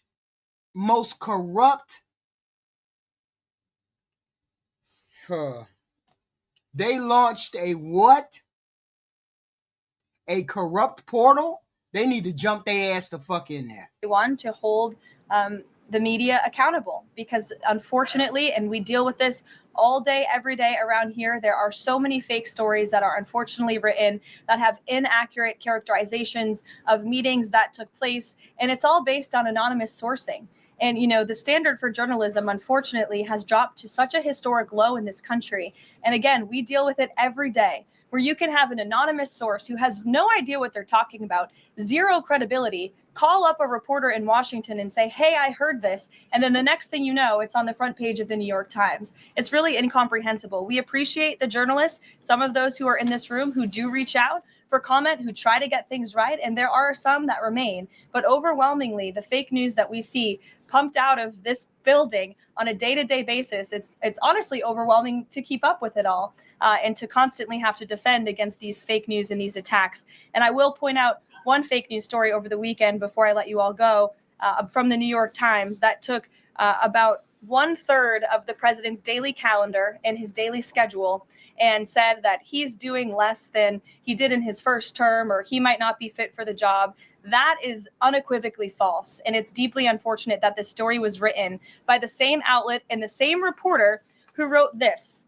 Biden is doing 100% fine after tripping while boarding Air Force One. Oh, same outlet, same reporter who wrote that President Trump is not fit for the job. Are you kidding me? You all see him almost every single day. He is the most accessible president in history. He is taking meetings around the clock. Another one, Biden declared, quote, healthy and vigorous after his first presidential physical. I don't see headlines like that too often about this president. Again, same reporter, same outlet who wrote falsely over the weekend that President Trump is not fit for the job. I can assure you he absolutely is. You all see that with your own eyes on a daily basis, and the president's physician has now given you all 3 detailed reports on the state of the president's health. But we know that you all lie. We know you all lie. We know it. See, this is the gaslighting tactic that we hear. The right, this radical right, says lies or presents lies. The president is healthy. We know he's not healthy. We've seen the ankles. We've seen the red, the purple hands, the veins. We understand that he's not healthy. Yet they come out and say he's the healthiest he's ever been. So we know you're lying. So we can't trust anything you say. So with that, I will leave you all and we'll see you tomorrow. Thank you. Thank you. So we know we can't believe what they say because they continuously lie. You know, and I know a 90-year-old dude is not the healthiest dude. Stop lying. That's the thing. Stop lying. So we did have today, we did have Luigi Luigi went to court, y'all. Luigi went to court, y'all. Look today at Luigi Mangione inside court for a hearing in his New York State murder case. He's the man accused of killing United Healthcare CEO Brian Thompson last year. Attorneys for Mangione are... Y'all stop talking about that lady. Her husband is 60 years old. She ain't dealing with y'all. She's 30 and he's 60. Leave her alone. Trying to get key evidence like his diary entries tossed from his state murder case. CNN's Kara Scannell filed this report just before heading into court. Luigi Mangione is back in court this morning as his lawyers try to get some key evidence in this case thrown out. The focus is when Mangione was approached by law enforcement at a McDonald's in Altoona, Pennsylvania. It's there that his lawyers argue his constitutional rights were violated. They say the Altoona police searched his backpack illegally because they didn't have a warrant. They also say they violated his rights by asking him questions without reading his Miranda rights, that is his right to remain silent. So what his lawyers want to keep out. You sound crazy, Jim. You sound crazy as hell. Do you know how rabid you sound? You sound like you're a zombie, and you sound like you're nuts. Out of this case and away from his jury are those contents that were found in the backpack: a gun, a silencer, and a notebook that had Mangione's handwriting samples in there. The prosecutors say that that was his manifesto and explained his motive for why he allegedly shot and killed United Healthcare CEO Brian Thompson last December. Mangione wrote in that notebook, "Whack the CEO at annual parasitic bean counter convention." He also wrote, "It conveys a greedy bastard that had it coming." Mangione's lawyers also want to keep away from a jury a statement that he initially gave to law enforcement when he identified himself as Mark Rosario. That's the name of the person who rented a hostel room that authorities say the shooter stayed in just days before United Healthcare CEO Brian Thompson was gunned down. Prosecutors say that nothing improper happened. They are expected to call as many as 24 witnesses. Mangione will be in court. He's been given permission by the judge to wear a suit. He's asked to have one hand unshackled so he can take notes. The judge has not yet ruled on that, but this hearing could last several days. Wolf? All right, Kara Scannell, I know you're going to be heading into that courtroom, and we'll be checking back with you often. Thank you very, very much. I want to bring in CNN legal analyst Joey Jackson right now. Joey, break down what the defense is arguing for us right now. Why are they trying to get this evidence thrown out? So, Wolf, prior to any trial, you have what are called pretrial proceedings. At those pretrial proceedings, the prosecution has to establish that any evidence seized was seized properly, that there was probable cause underlying any seizure. Here, the issue in dispute is a backpack. Why is the defense? They trying to get this shit thrown out so they can save this little country bumpkin boy, this little one. They trying to save this little white boy. He on camera. This is why. And trying to keep it out because it has damning evidence and information. As Kara Scannell just laid out, you have a backpack that has a gun. It has the silencer. It has the manifesto, quote unquote, which gives the real intention behind this killing of the healthcare executive. And so it's very damning if the jury would see it, in addition to his identification. They are alleging that as a defense that it was an improper search, that the bag was not in his possession technically. It was on a table that was nearby. It posed no danger to them. They should have gotten a warrant prior to going into the backpack.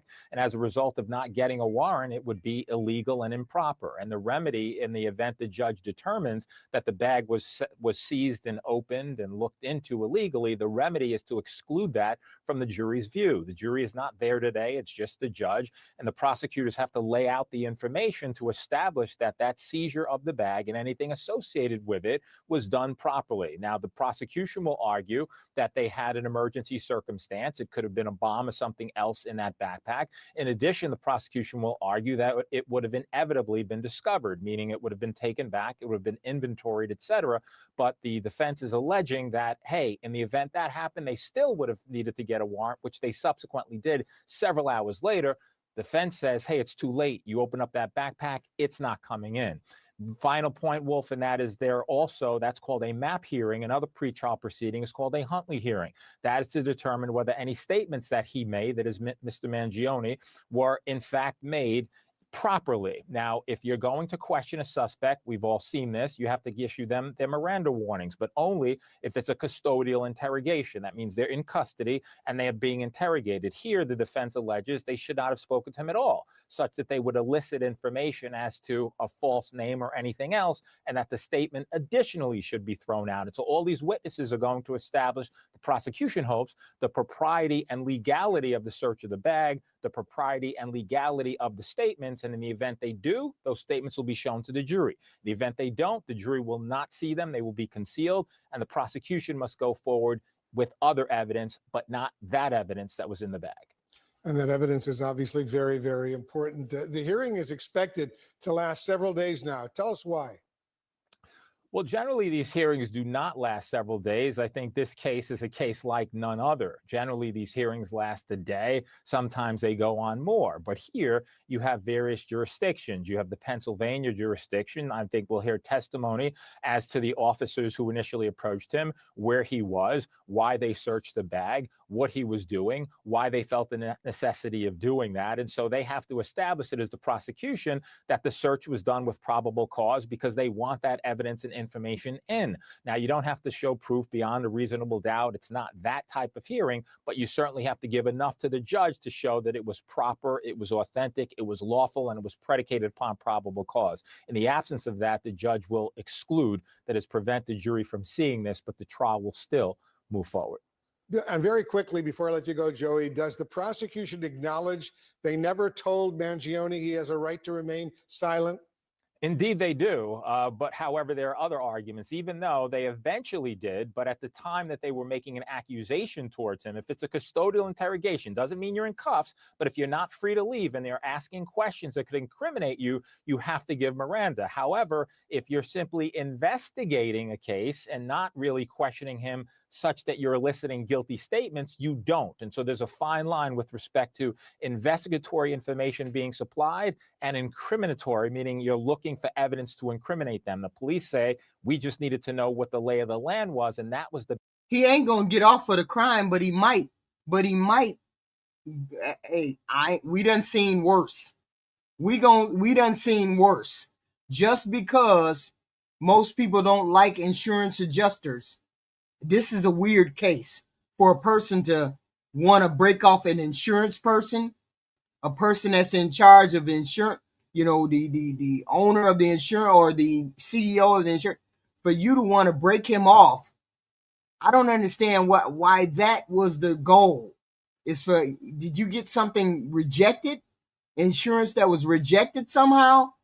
I don't understand what's going on. Why did he decide that it was this president that he was going to break off like that? I mean, this president of United Healthcare or whatever healthcare. Which we ask those questions. Interesting. All right, Joey, thank you very, very much. Let's get some expert insight from criminal defense attorney Robert Bianchi, who's also a former homicide prosecutor. Bob, thanks so much for being with us. I wonder if you think Mangione's lawyers have a strong argument to make for this evidence to be tossed. Wow. Boris, I know that people tend to do like balls and strikes here in terms of where your ideology is, That's but crazy. I look at it as an attorney, and from the beginning of this, I've been extremely concerned about the constitutionality of this search. Now, we don't know a lot of facts, but I've been on a lot of murder crime scenes where I see over-anxious and understandably well-meaning police officers in a heightened situation. They're not thinking it through. Maybe they're not in contact with their prosecutors or lawyers, and it's natural and instinct to just kind of open the bag and take a look-see to see what's inside. It happens all the time. And the defense is essentially saying here, the Constitution requires that every search be done pursuant to a warrant, a judicial warrant. And there are some exceptions to that warrant requirement. And the defense is saying there are no exceptions here. For example, if somebody consents to having the backpack looked into, then that's an exception to the warrant requirement. So I hope that I'm not going to hear that they just grabbed it. They were excited. They didn't have probable cause. They weren't in fear. They weren't in danger. He was secured, and they just looked inside and then afterwards got the warrant. In New York state law, that may be a problem. You have an easier chance under federal search and seizure law. It sounds like you think that if this evidence is tossed, the state is going to have a hard time finding him guilty. Wow, this would be a massive blow to the government. Wow, that dude may get off. Whoa, whoa, whoa. That dude may get off. Wow, that's crazy. That's crazy.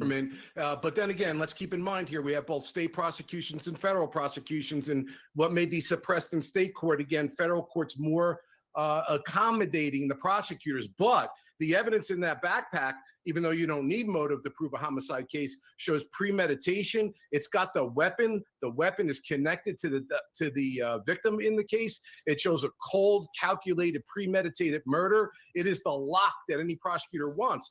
Otherwise, they got to go without that evidence on a circumstantial case that's much weaker.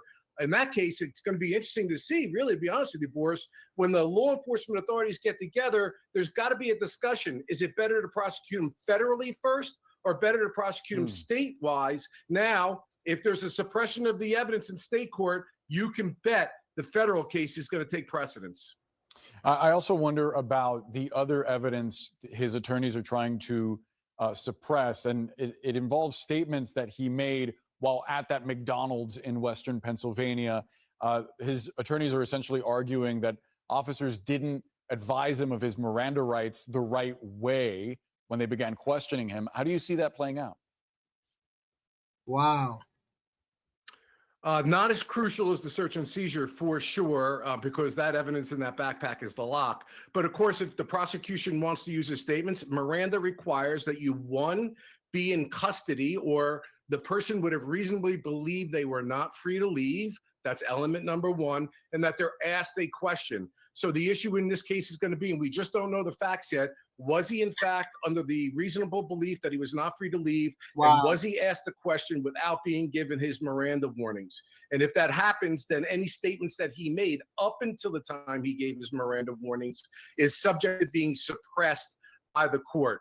But again, in this particular case, if I were a prosecutor and things were on the line, I'd rather lose on the Miranda side of the case and make sure I win on the search and seizure side, because that's where the case is going to be won by prosecutors. What's in that backpack?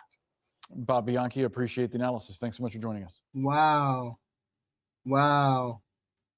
That's crazy. But he might get off. That dude might get off. And my final, this is crazy. This is my final.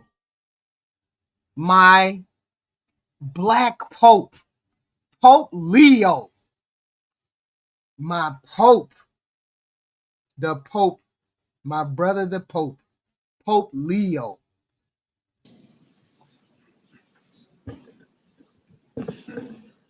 My brother. Mr. President, distinguished civil and religious authorities, members of the diplomatic corps, ladies and gentlemen, blessed are the peacemakers. It is a great joy for me to meet with you and to visit this land where peace is much more than just a word. For here, peace is a desire and a vocation. It is a gift and a work in progress. You are invested with authority in this country, each in your own area and with specific roles. It is in light of this authority that I wish to address to you the words of Jesus that have been chosen. Let me explain something to you, Black America. His grandparents were black. His grandparents were black. Okay. As the central theme of my journey. Blessed are the peacemakers. Certainly, there are millions of Lebanese here and throughout the world who serve peace silently day after day. Yet you who have important institutional tasks within this nation. When you got one drop of black blood, you're black.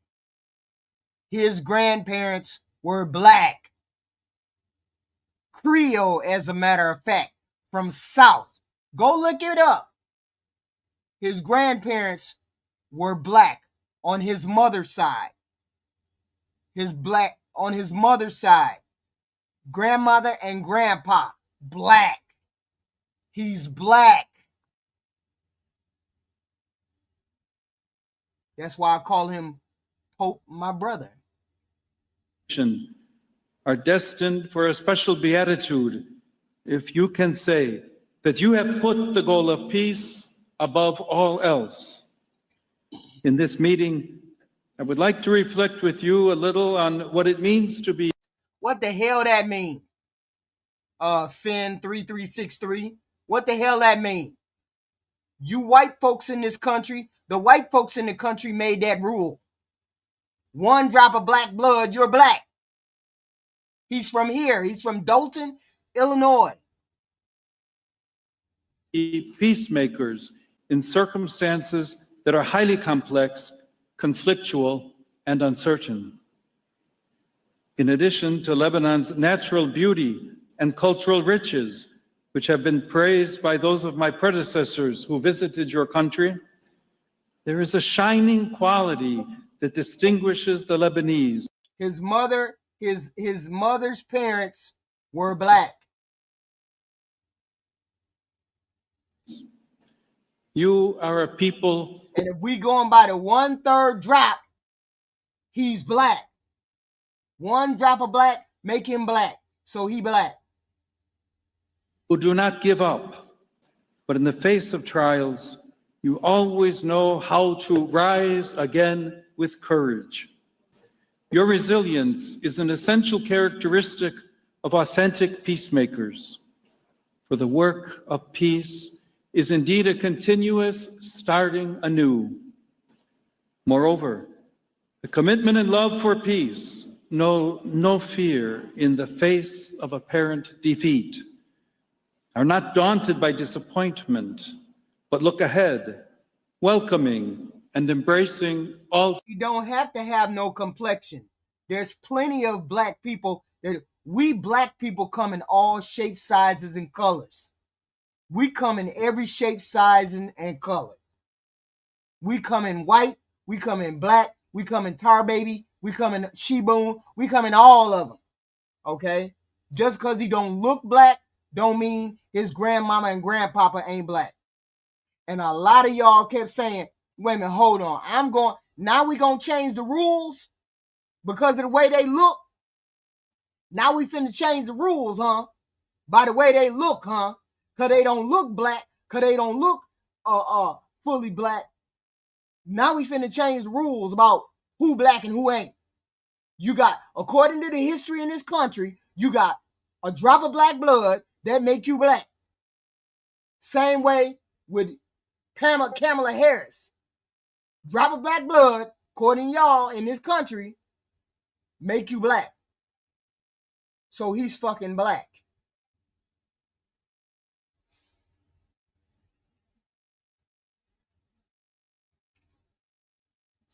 Right. He's a partial African-American descent. And I'm going by the one drop blood that these motherfuckers go by in this country. Most of the people go by in this country. The minute they find out you got a drop of blood, you black to them. So we gonna say he got a drop of black blood in him. He black. Stop it. If you looked him up already, then you know his grandmama and his grandpapa were black. Situations with hope. Yeah, we do. It takes tenacity to build peace. Goofy people don't. It takes perseverance to protect. She got the same background as him. She black, he black. And nurture life. Examine your history and ask yourselves, from where comes that formidable energy that has never left your people downtrodden or without hope? You are a diverse country, a community of communities, united by a common language. I'm not simply referring to the Levantine Arabic, by which your great past has left inestimable treasures. Above all, I'm referring to the language of hope, which has always enabled you to start again. Almost everywhere in the world around us, a kind of pessimism and sense of powerlessness seem to have taken hold, where people are no longer able to ask themselves what they can do to change the course of history.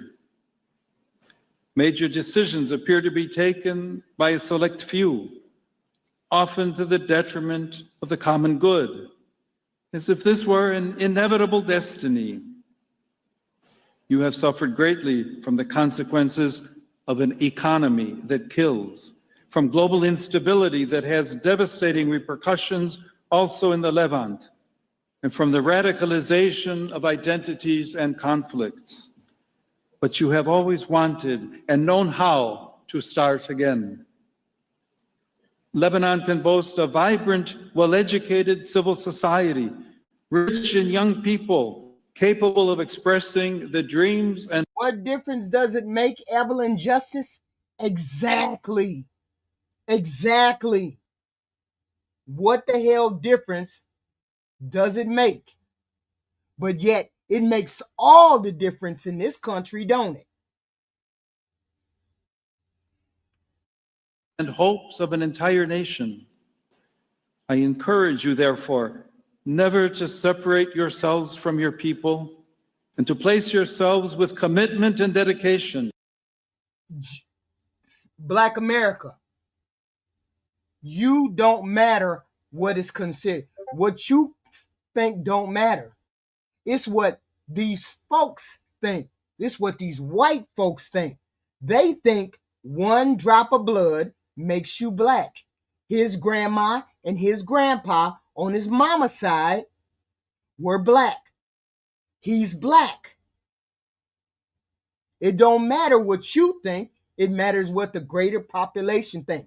And the greater population says one drop of black blood makes you black. He's black.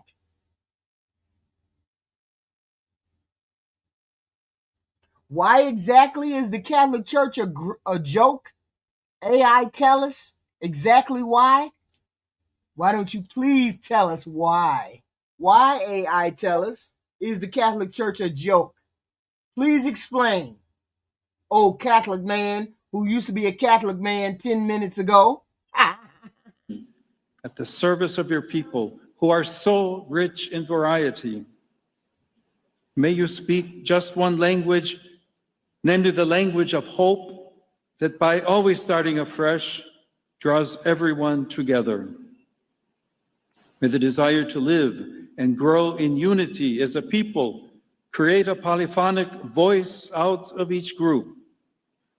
May you also be helped by those deep bonds of affection that tie so many Lebanese throughout the world to their country. They love their origins and pray for the people of which they still feel a part. They also support them through the many experiences and skills that make them so appreciated everywhere. This brings us to a second characteristic of peacemakers. You know, I just wanted to show y'all that, okay? I just wanted to show you that we had a black Pope. I just had to show y'all that. Let y'all know, okay? That we had a black president today. I mean, a black Pope. I just had to tell y'all. I just couldn't. I can't with y'all. I can't with y'all. I can't with y'all. But here we go. Hold on. I can't with y'all. Now the Catholic churches going to hell in a handbasket, y'all. We got a black Pope. Shut y'all mouth. Here we go. Let's see what's going on.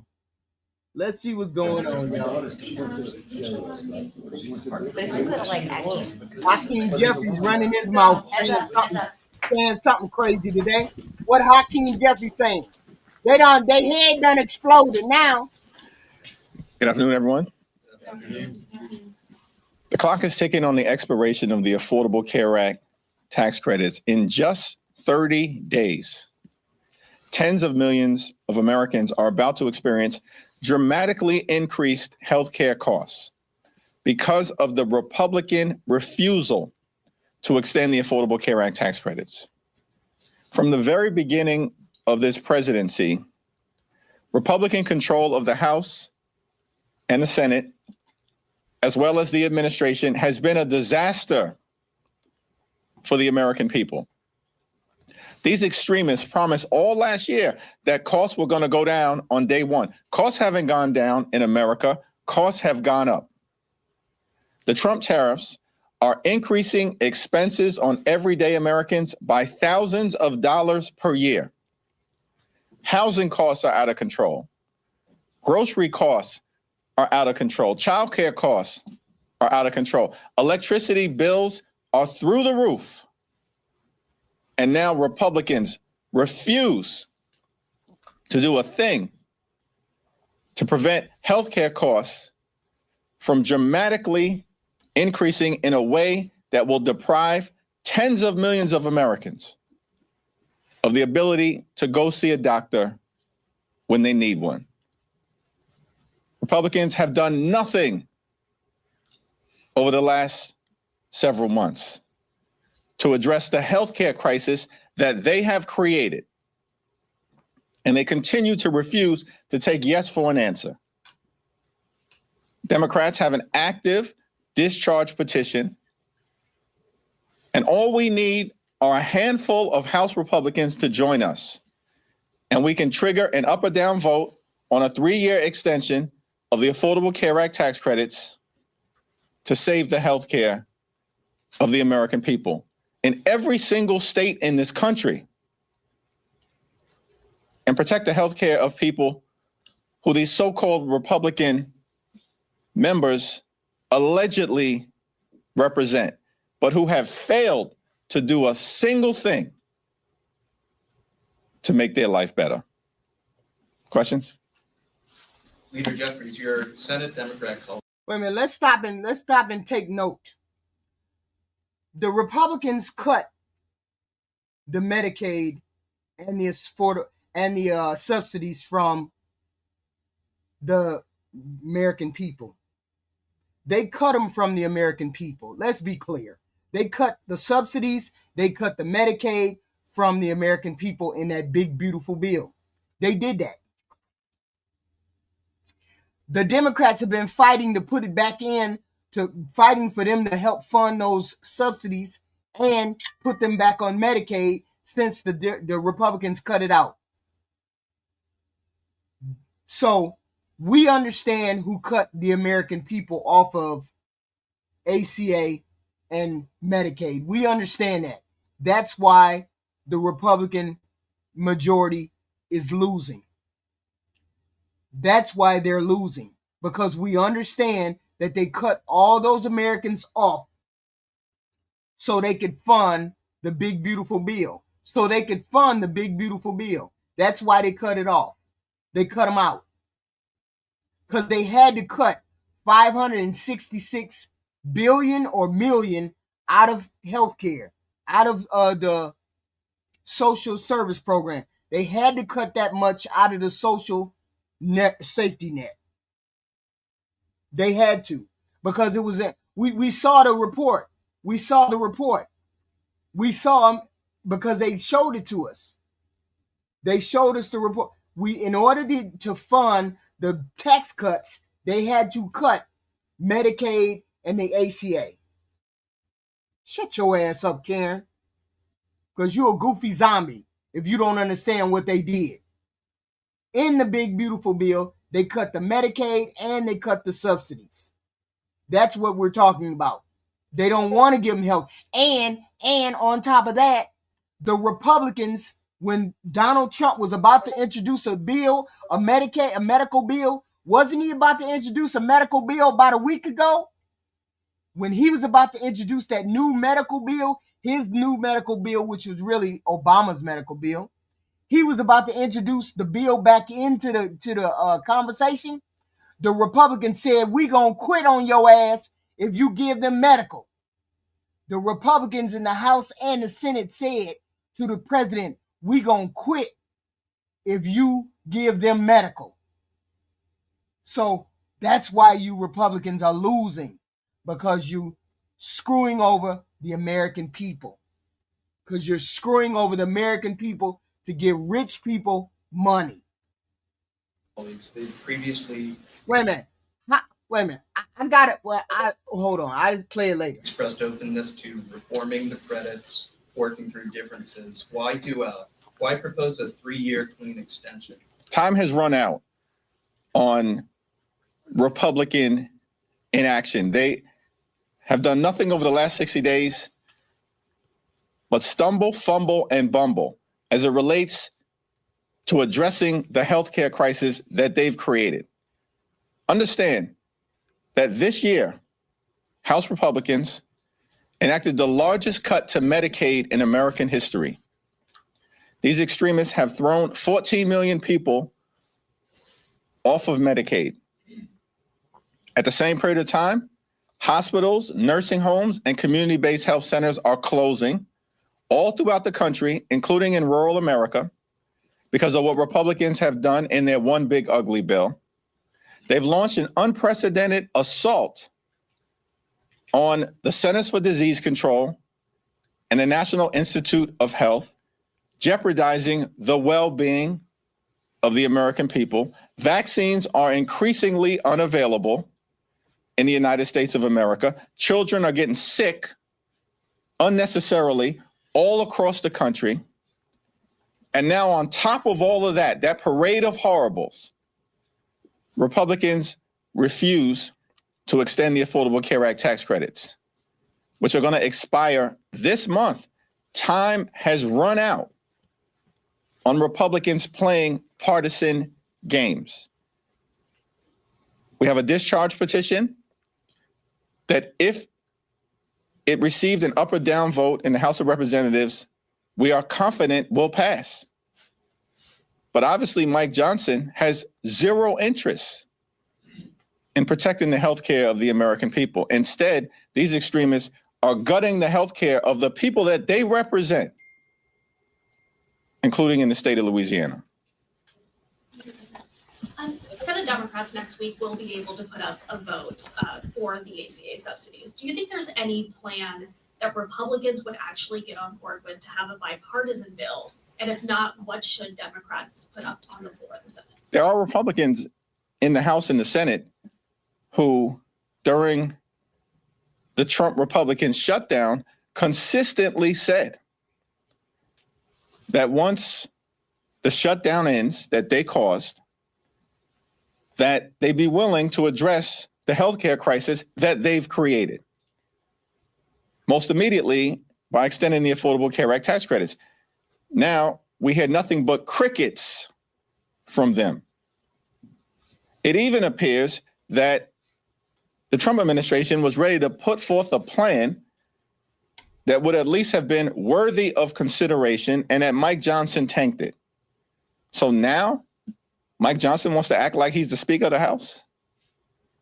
Really, when it comes to the healthcare of the American people and possibly doing something bipartisan, he wants to act like he's in control, when the reality is he's done nothing but bend the knee to Donald Trump since January 20th. I mean, House Republicans have... They don't want to give you any health care. They have never wanted to give you health care. They've only wanted to take you off of it. So they see, that's why Republicans don't stand for anything. They give money to Israel. They give money to Argentina. They give money, and these two countries have health care, and they have free health care, and they have free education. So they're willing to give money to countries that get free health care, but they don't want to give free health care to their own American people. And then we got people in the chat defending that. Stop calling him names. Don't call him no names, goofy MAGA toasters, zombies. Stop calling him names. Dispute what he's saying. You can't dispute anything of what he's saying because you stand for nothing. You want to give the money to other countries instead of putting the money back in here. That's why I know you Republicans aren't America first. That's how we know you're not America first.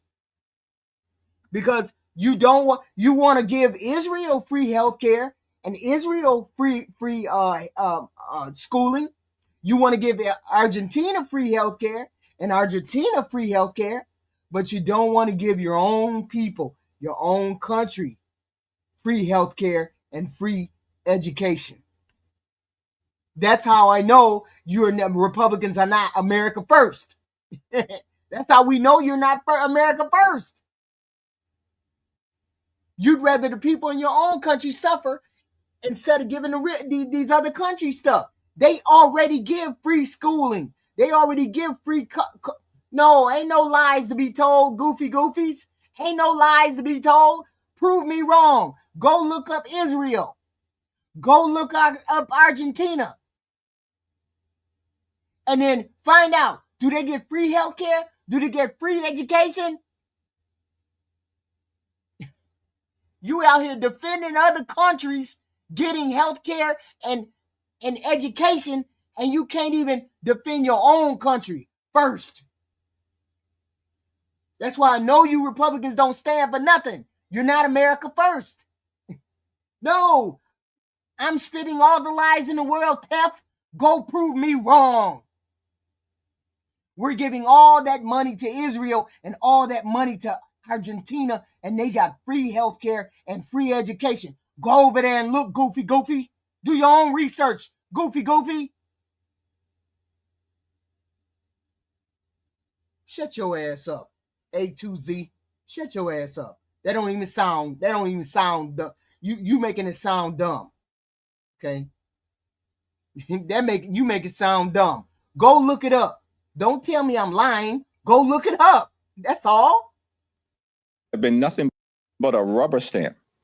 The president and the Republican Party shut all of these people off of Medicaid and Medicare. Shut your ass up. For Donald Trump's extreme agenda since January 20th. We're not talking about regular school, Black America. We're talking about they get free college. They get free university. No, Sean Keel, go prove me wrong. Just go prove me wrong. Shut up about what I'm saying. Stop saying I'm lying. Go check it out. Jesus. Talking and don't have nothing to back it up. I don't need to. You're the one saying I'm lying. Prove I'm lying. Show everybody how big and bad you are. Show them that you're just not running your mouth. Go prove that I'm wrong. And when it appears that Donald Trump actually might be willing to enter into a good faith bipartisan negotiation to extend the Affordable Care Act tax credits, House Republicans detonate the agreement. These people aren't serious about anything other than providing massive tax breaks to their billionaire donors. That's not a hypothetical statement. That's not hype. That's not hyperbole. It happened. They enacted the largest cut to Medicaid in American history. They ripped food out of the mouths of hungry children. And they still running their mouth. Ain't nobody put nothing in the chat about free health care. Ain't nobody did, or education. Still running their mouth. We all the way libertards, but we damn sure know that you're giving other countries free education and free health care. We know you Republicans like to do that. We do know that. Seniors and veterans this year in their one big ugly bill, $186 billion cut to SNAP. And why did they do all of that? So they could reward their billionaire donors with massive tax breaks. And so the extremists are just showing the American people who they are. And as a result, the only viable path forward, it appears, in the House and in the Senate is a straight extension of the Affordable Care Act tax credits. Let's see what Senate Democrats put on the floor next week, and we'll continue to press our case on our side of the Capitol. Thank you, Leader. Yeah. I just wanted to ask if there's been any kind of formal or informal back channeling with Republicans who might be supportive of the discharge petition going on at all.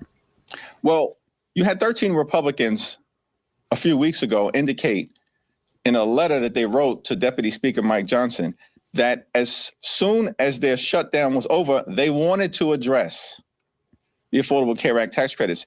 But now it's nothing but silence from these people because they're not serious about helping the American people, the hardworking American taxpayers that they purport to represent.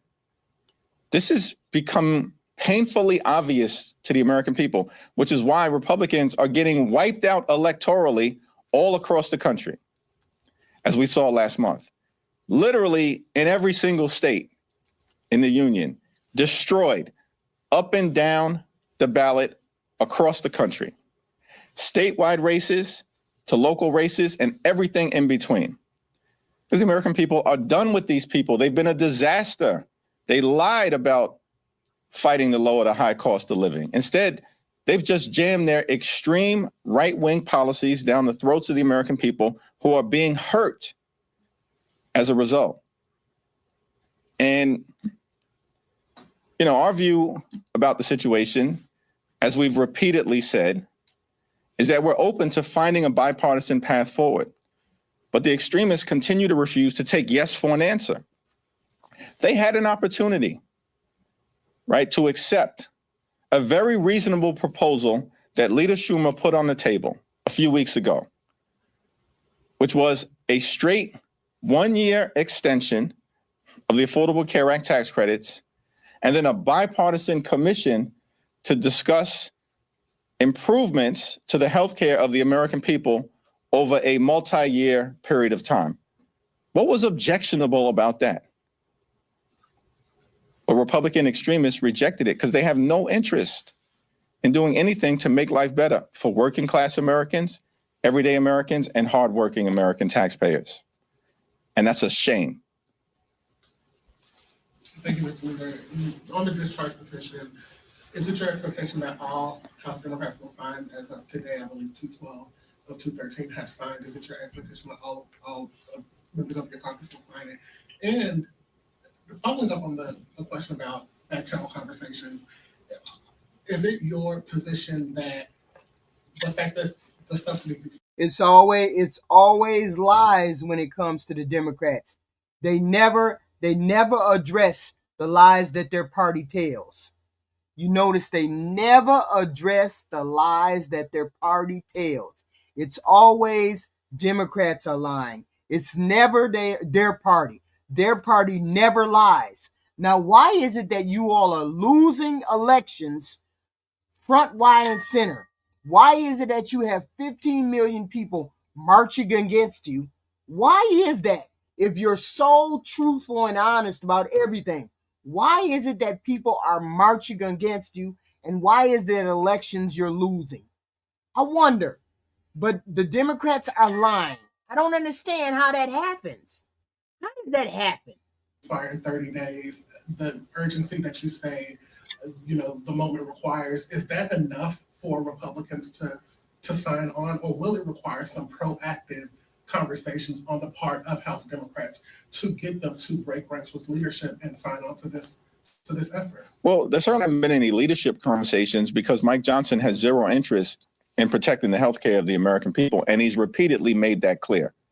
Now, in terms of whether there are conversations member to member between the House Democratic Caucus and members of the House Republican Conference, there certainly have been some informal conversations led by folks like Tom Suozzi, who has floated a 2-year proposal with some, modest reforms that we'd have to take a look at. Wait a minute, we looked it up. Both countries get free undergraduate college. Both countries get free undergraduate college. And both have a public option for free health care. The public option for free health care. Something this country doesn't want to do. So we have the option of free health care on both countries. It's called the public option. And then 2, they both have free undergraduate with minimal fees when you become a master's degree. So yes, we are supplementing them going to school for free and supplementing them getting health care for free. Okay. But there's no indication. So why can't we do the same thing with our country, War Dog 93, Goofy?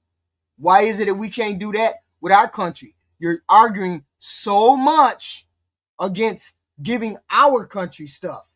I'm confused. That even that proposal has support from House Republican leadership. These people have zero interest in making life better for everyday Americans. They don't want to make they it better. repeatedly No make that American. clear. They're They in want to give rich the face people of the American people about it. Rich people. Meanwhile, you got Donald Trump issuing reckless pardons, destroying half of the White House, bailing out Argentina. Where did he tell a lie on that? Where did he tell a lie on that? Where did he tell the lie on that? Reckless pardons, tearing down the White House. Where did he lie about that? Posting erratically on Thanksgiving. Like, this guy can't even give us a break on Thanksgiving when we're with our families. And the American people have had enough of it. These people have gone way too far. They've broken every single promise. Every single one. That they've had. And so I guess we can always hope that there are a handful of Republicans who will actually do what they said that they would do once their shutdown ended, which is to work with Democrats to find a path forward. But that path right now is an extension of the Affordable Care Act tax credits. I think our discharge petition in record time is now up to about 212, 213. It is my expectation that we will have complete and total unity amongst House Democrats. Thanks. Thanks, Mr. Leader.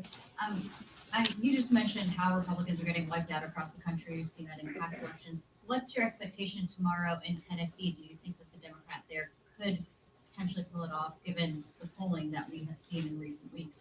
Seems to me that it's going to be an unexpectedly close election, a single-digit election. That's shocking. In deep red Tennessee? Deep red Tennessee? If she gets within 5 points, the Republicans are done. The Republicans are done. They're trash. You keep saying the left is trash, but the problem is you're the right because you're radical. And this country doesn't stand for radical right. We don't like the radical right. We don't want your agenda. Your agenda is wrong for the American people. The person leading your party is wrong for the American people. This is a whole host of clown car. Whole host of clown car. This is what this administration, radical that it is. And everybody's rejecting it. Y'all keep an eye on Acton. Y'all keep an eye on that girl tomorrow. Mark Green's district. By the way, this is a district literally that Donald Trump just won by 22 points. By 22 points. Last November. This is not a district that anyone believes should be competitive. No rational person believes this district should be competitive. And yet, it's apparently very competitive. It's going to be a much closer than expected race. Republicans have already lost. The fact that they are spending millions of dollars to hold a seat that Donald Trump just won by 22 points is extraordinary, and more evidence that Republican extremists are completely and totally on the run because they have failed the American people. And it's Democrats who are making the case all over the country that we are actually the ones fighting to lower the high cost of living, fighting to fix our broken healthcare system, and fighting to clean up the type of corruption that has the American people disgusted. What I don't understand is that Republicans keep doubling and tripling down on their extremism, and it ain't working. They are losing all over the place. Donald Trump's approval rating in the most recent Gallup poll is 36%. 60% of the American people disapprove of this guy. He's a disaster. And now the president and Mike Johnson are holding a rally tonight in Mark Green's district. Yes, they are. Yes, they are. Because they're scared that this girl is going to win. Because you have shitty policies, shitty people, shitty leadership, radical right thought, radical right actions, murder. You have all of that. And this is a radical right regime, and people are sick of it. Sick of it. And if this girl who Afton Bain, if she comes within 5 points of losing or winning, it's over for you Republicans. You're trash. That's what's going to happen if she wins. That Trump just won by 22 points because they're scared to death about what could happen. If these people, these extremists, were actually rational, instead of doubling and tripling down on their extremism, continuing to lie to the American people, why don't they just change direction and actually partner with Democrats to solve problems on behalf of the American people? Right. When the Congress convened at the start of the year, we made very clear we'll work with anyone, anytime, any place, new administration, other side of the aisle, to make life better for the American people. But Republicans have refused. They've gone down this my way or the highway approach. And we're not down with that, because we're not going to go along to get along when their policies are hurting the American people. Absolutely. And everybody can see it. Everybody can see it. So this is where we're at with the Republicans. We'll see tomorrow. Leader, I wanted to talk to you a little bit about Trump's immigration plan to ban third world citizens. I mean, America, a lot of them are trying to come here to be able to make a better life, and have your thoughts on that, sir. Yeah, our view is that, one, of course, we support the notion of having strong border security. No one ever disputes that. We have a broken immigration system. We need to fix it, but it should be fixed in a comprehensive and bipartisan way. But at the same period of time, we are going to stand up for law-abiding immigrant families and communities who have been under assault by Donald Trump and the so-called Secretary of Homeland Security. They're a disgrace. We're going to stand up for dreamers. We're going to stand up for farm workers and for farmers who have been crushed by Donald Trump's extreme policies. And in this country, it shouldn't be that complicated, that we are both a nation anchored in the rule of law and a nation of immigrants, a gorgeous mosaic of people from all across the world. It's why we're the envy of the world, because that is one of the ingredients in American exceptionalism. And the American people actually don't want us to lose it, which is why even Donald Trump's immigration policies right now are deeply unpopular and underwater. Mr. The White House is denying that Secretary Hegseth had anything to do with the double tap strikes on alleged Venezuelan drug boat from the Caribbean. A, do you believe that? And B, if he or any other administration officials are found to have been culpable for any war crimes, do you think that Democrats will take any sort of punitive legislative action against them? The White House is lying, but that's no surprise, because they lie for a living and the American people know it. It's my understanding that Pete Hegseth, the so-called Secretary of Defense, was absolutely involved. I think he may have even recently acknowledged that, because the facts are incapable of being disputed. And so the question in front of us, and I believe there will be bipartisan investigations in both the House and in the Senate, in order to determine whether war crimes were committed and either U.S. law or international law or both were violated. It's already been crystal clear that Pete Hegseth is the most unqualified Secretary of Defense in American history. I called for him to be terminated months ago when the Signalgate scandal first broke out. Everybody on Capitol Hill knows he should have never been confirmed. It's a shame. It's because these Senate Republicans, just like House Republicans, are nothing more than puppets for Donald Trump's extreme policies. That's why they put Pete Hegseth into that position when they knew he was woefully unqualified. And now we have real evidence that extrajudicial— And nobody can argue that. Nobody can argue that. The most unqualified person ever. And these goofies in the chat are trying to justify the most unqualified administration ever. killings are taking place. That's the stain on America's leadership in the free world, which is why our international standing is plummeting. And of course, the standing of the Republican Party is a complete and total disaster here in the United States of America.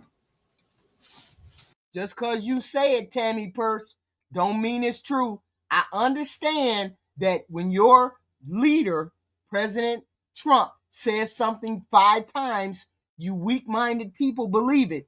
There's no place like home. The terrorist Democrats, Antifa.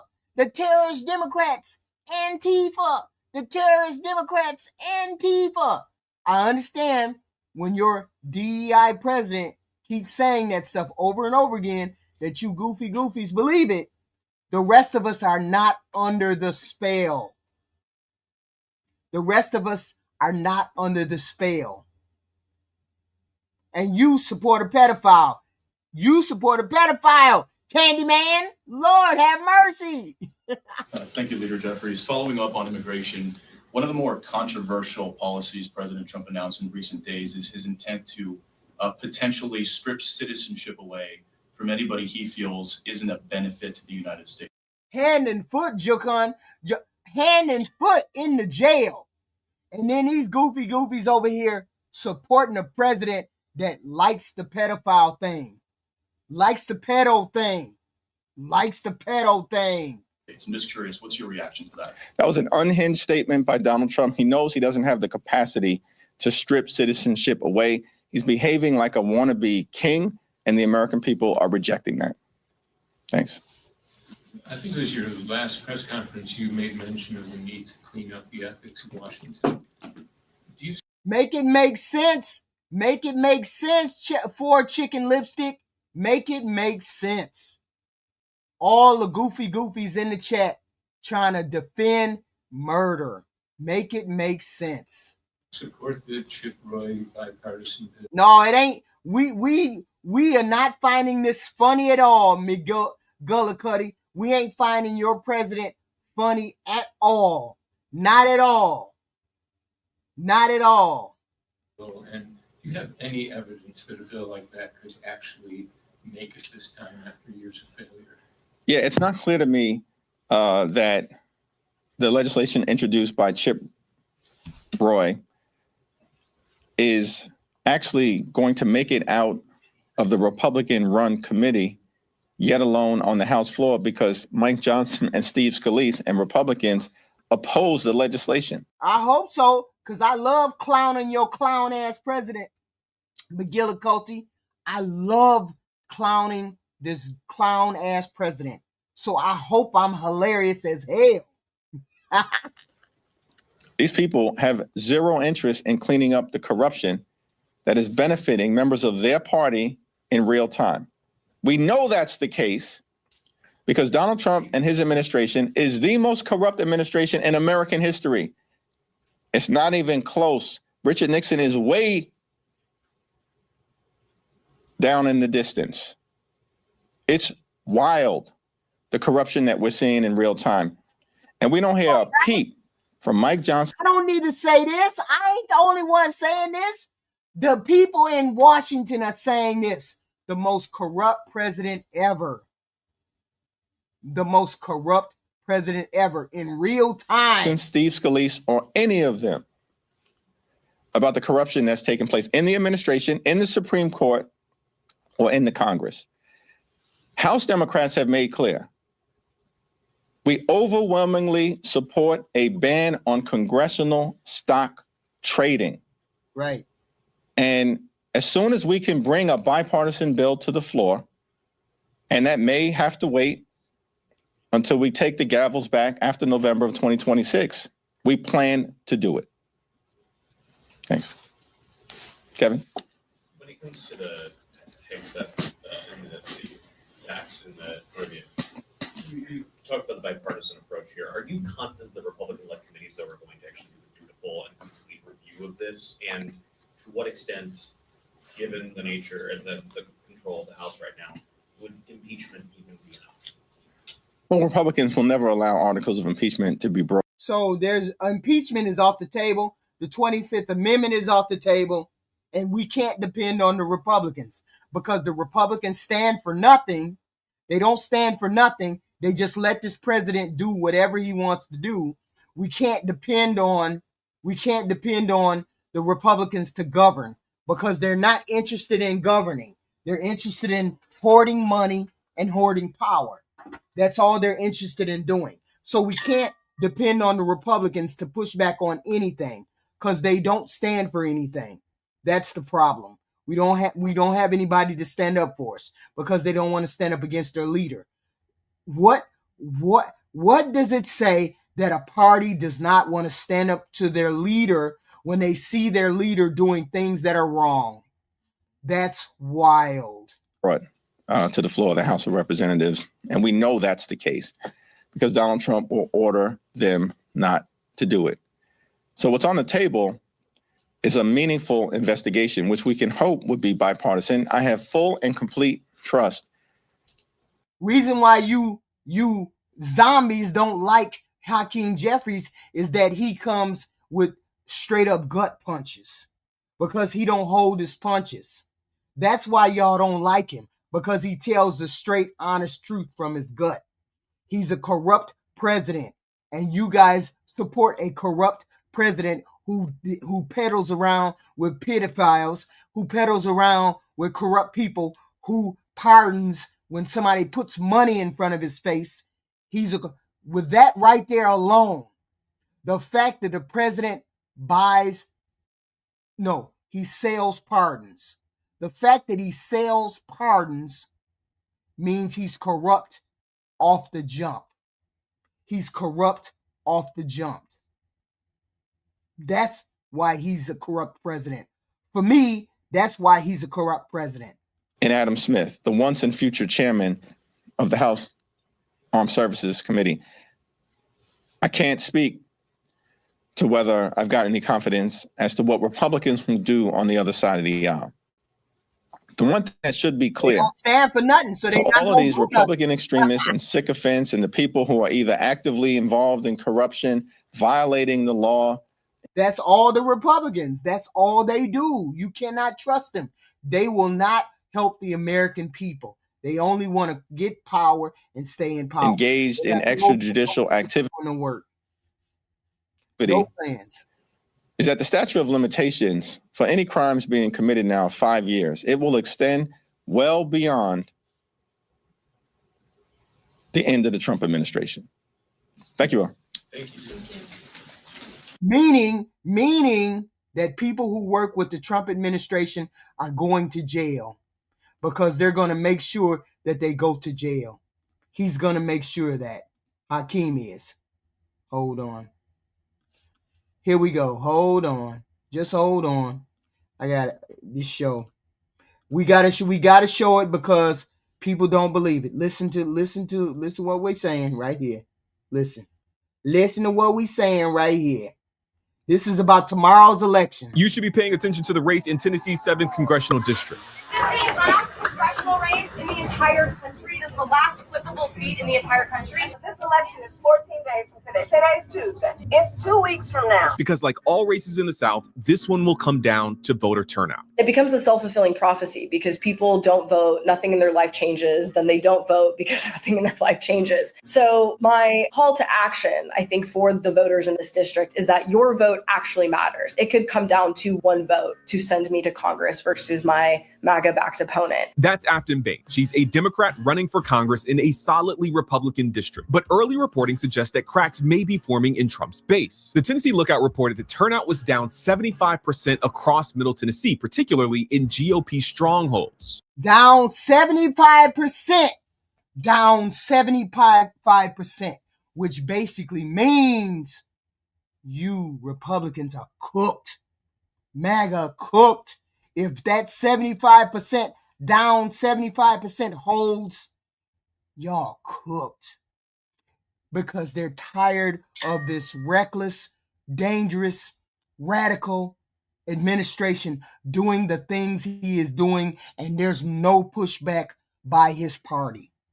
Nobody is pushing back because of his party. That's why she's winning.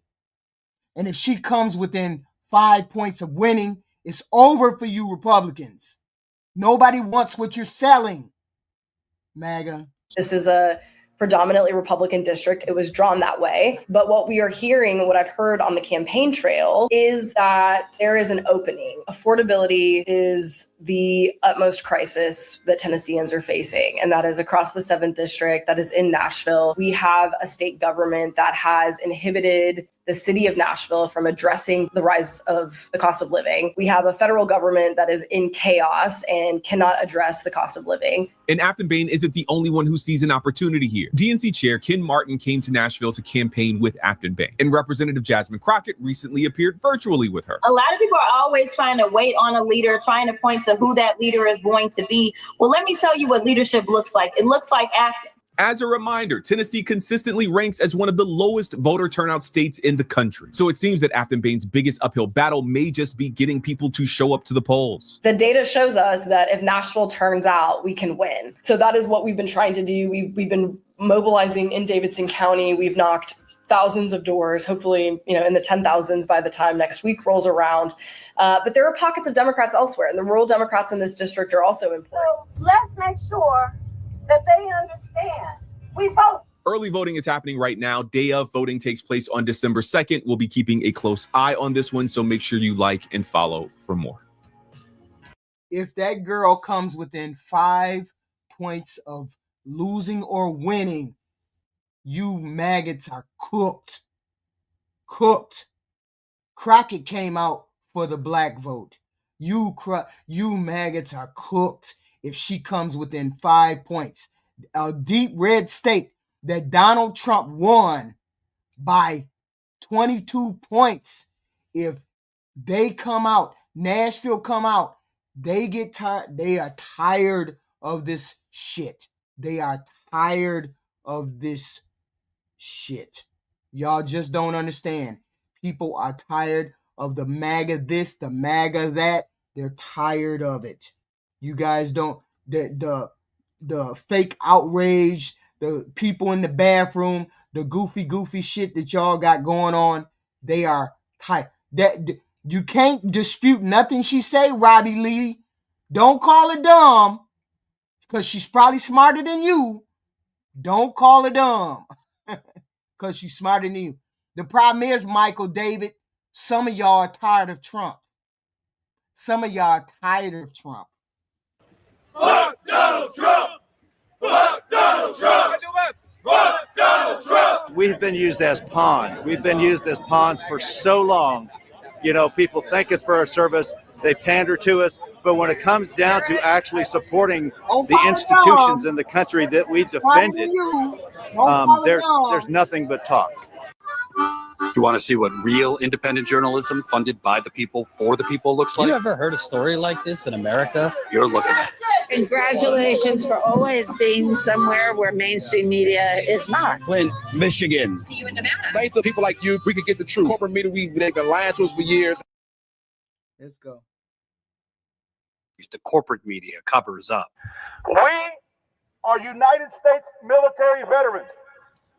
We represent all 4 branches of the military, from the Army, the Air Force, the Navy. Black America, are you in my chat? Are you in my? What are you in my chat for? If you MAGA, why do you have a wrench? You in my chat? Okay, I'm trying to figure it out. Because everything I say, you tell me I'm lying. You must be MAGA. You want me to treat you like MAGA?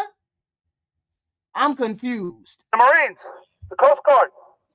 We represent veterans of multiple campaigns in this country, from Kosovo to Cuba to Desert Storm to Iraq too, to Afghanistan, and even Vietnam.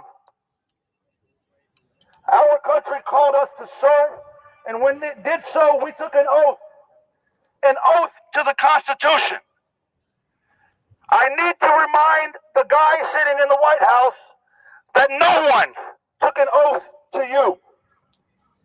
I need to remind our active duty and guard and reserve siblings in arms that you took the same oath that we took. An oath to the Constitution. This week, our sitting veterans in Congress reminded the service members of that very same thing. People who served in uniform and now serve in Congress told our service members to remember their oath. And the response from the White House was to call that sedition and to threat to hang them. To our fellow veterans in Congress, we got your six. Do not back down. Do not be threatened by this wannabe tyrant. Do not be threatened by this wannabe dictator. Hold the line. To our fellow service members who are currently under him as their commander-in-chief, nobody envies your position. Nobody would want to be in your boots right now.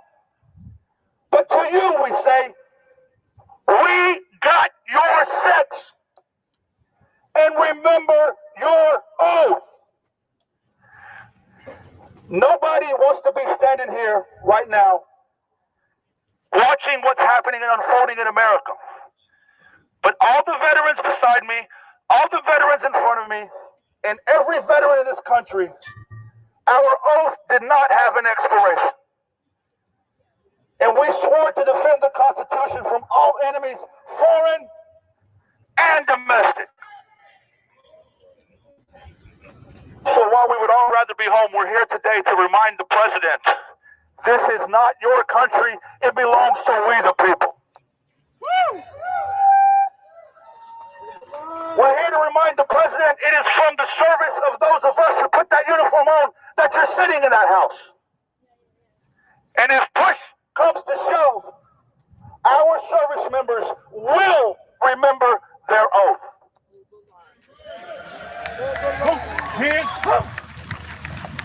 You know, Republicans love to wrap themselves in the flag and say they're the party of the veterans and they back the police. What's your message to elected Republicans who say nothing about what Trump is doing to our country, our democracy? I call them false patriots. You can fly the flag, but if you don't honor the Constitution, and if you thank us for our service, but then support a tyrant who attacks our own citizens with our own military personnel, who destroys our institutions from within, institutions that the American people have trusted for a couple hundred years, then I would say that they're betraying their oath. I always honored my oath to the Constitution. I always trusted my president and my government until 2017. That administration was bad enough. This administration has got a blueprint for destruction of our freedoms and our democracies. This country, including my family, who immigrated from Scotland and Ireland We came here for a better life.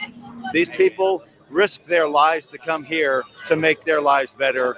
It's just victimizing people and distracting from the obvious crimes of Donald Trump and his criminal regime. I'm just proud to be here with all these veterans and the people that love them and the people that love this country. It takes me from a place where I was having very dark thoughts to now I have hope. I have hope that besides those of us that are older out here defending this Constitution, there are a lot of young people that I have a lot of faith in. So this is where we at. This is where we're at with this presidency. This is where we're at. We on the cusp of finding the footing in this country. I don't understand why we are having this issue with people understanding that we are tired of what is going on in the Trump administration. People are tired of what is going on in the Trump administration. That's the whole point. They're tired of what's going on. And people say, well, no, it's not the truth. That's not what's going on. Yes, it is. People are tired of what they're saying. They're tired of the antics from this president. They're tired of every day the president is in the news. Every day. Every day. This is wild. And then people say, no, we care about what Trump, we definitely care what's going on in our country. We don't want to see this every day. And we see this from the president every day. Drama every day. Something new every day. Every day. This shit don't make sense. We have people, and tomorrow there will be a reckoning tomorrow. Because the young lady, Afton Bain, if she comes within 5 points of winning or losing, it's a wrap for the Republicans this year. And we're going to take control of the House this year. And we might even take control of the Senate. But we are still waiting for the Epstein files. We would love to hear something about the Epstein files. We haven't heard anything yet. Have we heard anything on the Epstein files? Anybody say anything new about the Epstein files? Okay. Let me see. Hold on. We got this one right here. Let's see. Anybody coming? Wait a minute, hold on. She says we have about 3 weeks. Hold on. 3 weeks in order to release the Epstein files. We have 3 weeks. But we're going to talk about that. Hold on. So, this is what we want to talk about. And this will be our last little dig. So, this is my buddy. Let's see. Post investigation that dropped the other day that I have to share with you, because this guy's is a big deal, because normally it's only this YouTube channel and some others that are openly discussing the countless war crimes committed by the Trump regime. But now it has finally broken through to the mainstream, and they're having real conversations about this, which is a big deal. Because that means we might at some point get actual justice and accountability. So let me walk you through it. Look at this. The Secretary of War, Pete Hegseth, quote, "Kill them all." That's a direct quote from the Secretary of War Crimes, Pete Hegseth. A new Washington Post investigation reports that Defense Secretary Pete Hegseth personally gave the order to kill them all during the first U.S. boat strike in the Caribbean on September 2nd. According to multiple officials with direct knowledge, U.S. surveillance confirmed a suspected drug-running vessel, and Hegseth's spoken directive was to leave no survivors. After the first missile strike, 2 men were seen alive in the water. The special operations commander overseeing the mission ordered a second strike to finish them, reportedly to comply with Hegseth's order. SEAL Team 6 carried out the operation. Law of war experts and some U.S. officials say the campaign is illegal as the suspected traffickers pose no imminent threat, and the U.S. is not in a lawful armed conflict with them. One former military lawyer called the killings murder, adding that in order to kill incapacitated survivors would constitute a war crime. The Pentagon denies the report, calling the narrative completely false, but internal briefings to Congress have frustrated lawmakers who say the explanations don't add up and key footage has not been provided. Since that first attack, at least 22 more boats have been hit and more than 80 people killed, with little public evidence that all were combatants. A direct order to kill everyone on board, survivors included, and a growing debate inside the U.S. government about legality. So this is a huge deal. It's interesting to me what things break through in the mainstream media and what things don't, because the fact of the matter is that very first strike is also a clear and obvious war crime. It's definitely illegal, but in the minds of the media, they're somehow like granting a mulligan for the first strike. But then when Hegseth says kill them all and do a second strike to the people who are incapacitated, then all of a sudden they're like, well, that's not right. You can't do that. Guys, I hate to tell you, the first strike is just as legal as the second strike. The fact of the matter is this is what's called a double tap, and it is explicitly illegal under international law, but also probably under U.S. law as well.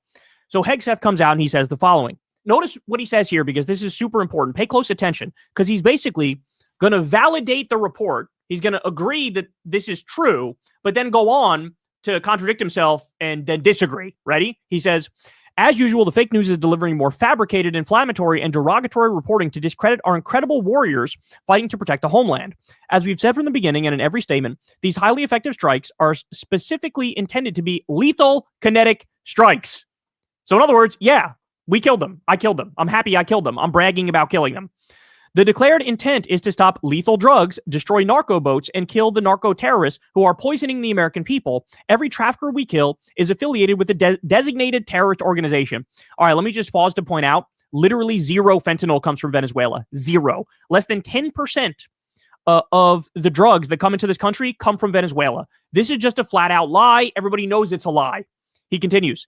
The Biden administration preferred the kid gloves approach, allowing millions of people, including dangerous cartels and unvetted Afghans, to flood our communities with drugs and violence. The Trump administration has sealed the border and gone on offense against narco terrorists. Biden coddled terrorists. We kill them. Yet another verification.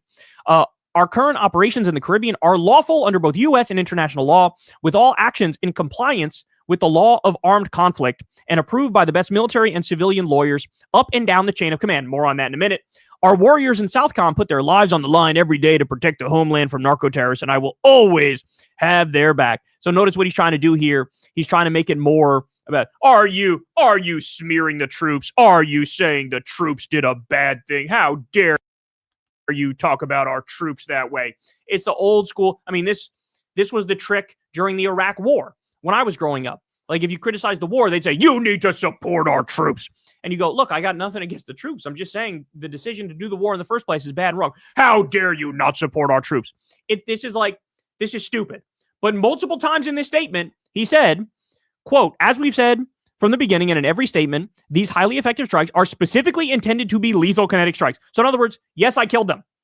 He's not even denying that not only he killed them, but that he ordered the double tap to go after the people who were in the water who survived. That is insane. That is insane. More. Ready? Former U.S. military lawyers speak out. The former JAGS working group unanimously considers both the giving and the execution of these orders, if true, to constitute war crimes, murder, or both.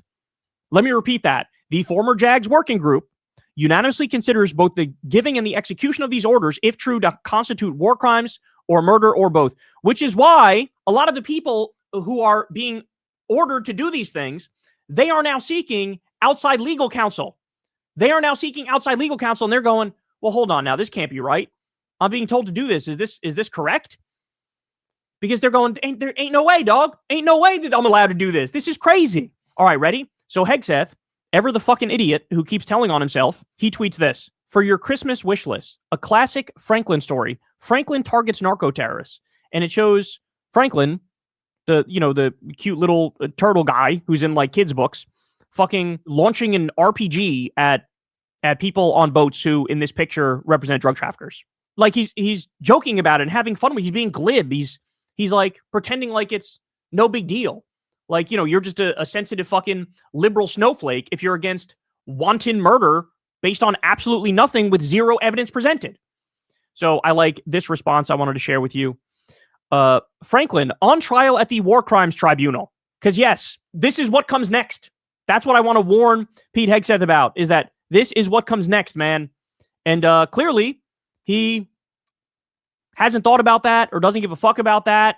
And as a direct result, he's in this position now. So let me show you here what Max Blumenthal says. It's now clear why the top JAG officer in U.S. Southcom leaked his opposition to Trump's extrajudicial murder campaign in the Caribbean. The Southcom commander announced his early retirement, and Hegseth booted the press from the Pentagon just days after ordering this war crime. So that's a very good point by Max, and I hadn't thought about it because I believe the nominal reason why they booted the press was like, oh, you know, you're not signing on to this ridiculous pledge that they're making them sign, which basically gives away their constitutional rights. And so you had all the press go, well, we're not going to fucking sign that. And then Hegseth goes, okay, well, then get the fuck out, right? Well, the actual reason why that was happening at that time, according to Max here, he's connecting the dots, and he's saying the real reason is this was around the time that he ordered these illegal and offensive strikes against innocent people, fishermen, and he knew he was going to get fucking grilled and turned into mincemeat by the press. And so he's like, well, let's just find a way to fucking kick them out, right? And so this is crazy, man. This is crazy. You need to understand the fact that Hegseth himself has now made mainstream media go, I don't know, man, this looks like a war crime. That is insane, because my entire life, the U.S. government has been committing war crimes. My entire life, they've been doing it. They've been using depleted uranium tips in Fallujah, which is a clear and obvious war crime. The whole war in Iraq was a clear and obvious war crime. The fucking war profiteering and looting and pillaging, all fucking war crimes. All of the CIA coups, total fucking war crimes. The torture at Abu Ghraib and Gitmo, total clear war crimes and against U.S. law, not just international law. My whole life they've been doing it, but like there's always enough plausible deniability to dupe the fucking idiots in mainstream media into going, and maybe there's another side to this that I'm not understanding, right? But this instance is so extreme that even they're going, I don't know, man, that's very clearly illegal. Because he murdered or did like a terror attack and a murder hit on these people in these boats. No evidence whatsoever they're trafficking drugs at all. And then did a double tap and killed them when they were incapacitated in the water. And by the way, we know they're not actually sending drugs because you need to refuel these tiny boats 20 times to even reach the U.S. They weren't even going to the U.S. We learned that a lot of them are fucking fishermen. There was a bunch of fishermen from Trinidad and Tobago that got murdered. There were fishermen from Colombia that got murdered. There were fishermen from Venezuela that got murdered. And by the way, I forgot to mention, even if these people were sending drugs, which we know they weren't, but even if they were, it would still be illegal to light them up. Like, you know, there's a process here where you would board the ship, seize the drugs, arrest the people, give them a trial. Like, that's how this would work. But no, that's what I've been saying. I've been saying all night. Somebody put in the chat where drug dealers get murdered because they're drug dealers. I've been saying that all night. Where is the law that says you're supposed to give dirt naps to drug dealers? That's wild. That's wild. They're murdering them, and they're so fucking, I don't know, they're so arrogant about it. They're so over the top arrogant and like cocky that they feel like they're truly invincible. You haven't proved that they're terrorists, PL. You haven't proved that they're terrorists. You're just going outside blowing up boats. You don't have any proof, and you haven't presented proof to Congress. Stop saying just because they have drugs. You haven't, yes, they haven't given the intel to the Republican senators who are demanding that they give them proof now. They haven't presented proof to the Republican, what's his name, Robert Wicker, who is demanding proof now. They haven't given proof that there's drugs on the boat. But I don't know, man. For the first time in my life, it feels like Oh no, you idiots don't get it. Like there might actually be consequences for you now. You really don't get it, but that might actually happen now. Yeah, these goofy goofies are just following the clown. You following what the clown say. You think you're supposed to be nobody's defending drug runners, goofy. So if we're defending drug runners, you're defending a pedophile. Shut your ass up. Which one is worse, the drug dealers or the pedophile? Shut your ass up. You know, I think back to the war on terror and to Bush and Cheney. And as I told you guys, there was a 2-year buildup of relentless propaganda to make people think that Saddam Hussein was going to attack the United States of America. And you had people fearing like Saddam Hussein has nukes and he's going to fucking nuke us. It was all a lie, but they did the work from the ground, the propaganda work. With Trump and Hegseth here, they're just a bunch of idiot cowboys who are just going in guns blazing, murdering innocent people, and then like yelling at you if you say, hey, that's not right. It's backfiring, man. It's backfiring right in front of our eyes. And it fucking, thank God it is. But for the first time in a long time, I'm thinking they might actually go down on war crimes charges. Hell yeah, they going down on war crimes charges. And we, as Democrats, we going to make sure they ass do. We're going to make sure they ass do. Which is 100% necessary if we want to have a functioning country in the future, and we want to have a rule of law and checks and balances, and we want to, not have an emperor or a king. This needs to happen. And we're getting closer and closer to it. Hey, y'all, do me a favor. Yeah, they goofy. That's exactly what it is. The goofy, this radical right administration is doing illegal things every time you turn around, every front row and center.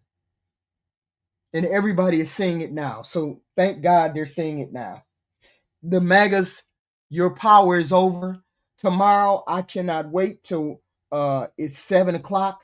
I think I'm going to go live at 7 o'clock. I think I'm going to go live at about 5 o'clock so we can get the results from the race in Tennessee. Lord help you people. Lord help you MAGAs if she won. If she wins, Lord help you MAGAs. Lord help you. Because they're rejecting you guys en masse. People are rejecting whatever you're selling en masse. And here's the thing. We all here for it because we're sick and tired. We're sick and tired of you MAGAs. 20%. No, MAGA is not the majority. Jesus. I can't with you MAGAs. I can't with y'all. Y'all live in that zombie land. They live in the zombie land. You can't bust the bubble because they in here crashing out. He said, the zombie said, what did he say? MAGA is the majority. Look at the zombie talk. Look at the zombie talk. MAGA is the majority. You alienated all of the Latinos, Hispanics, Africans, blacks, independents. You MAGAs alienated all of them. And you still have the gall and the balls to stand here and say you're the majority? I don't think so. I don't think so. And I think you have this, you're drinking some serious Kool-Aid with glass in it. That's what I think. Serious goofy juice with glass in it. We will see. Afton, remember the lady's name. Her name is Afton Bain. She's running in the last seat in Tennessee 7. Tennessee 7. If she comes within 5 points of winning or losing, it's over for you MAGAs. It's wild, the delusion. It's wild, the delusion that you all have. You don't know any liberals. That's the crazy. Do y'all look? Did y'all see what's on the screen? MAGA is the majority. The delusion is real. The delusion is real. Even in the face of Trump having a 35% approval rating, the delusion is real. Having a 35% rate approval. You know, he got more felonies than he do let me stop. His percentage points, let me stop. I will see you all tomorrow at around 5 p.m. because we're going to sit here and we're going to watch the results from the Tennessee race come in. And if she comes within 5 points at all, I am going to ride you MAGAs like a donkey. And I'm going to ride Trump like a donkey too. If she comes within 5 points of winning, I'm going to ride y'all like a donkey. No, we said your boss, Pat Yeager, your boss. We're talking about your boss. 35%. We're talking about your boss. We're talking about your boss. Has a 35% approval rating. Don't try to twist no word. Don't try to twist no numbers. I'm going to ride y'all like a donkey if she comes within 5 points of winning or losing. I'm going to ride you MAGAs like a donkey. Tomorrow, 5 p.m. Be there or be square. Be there or be square.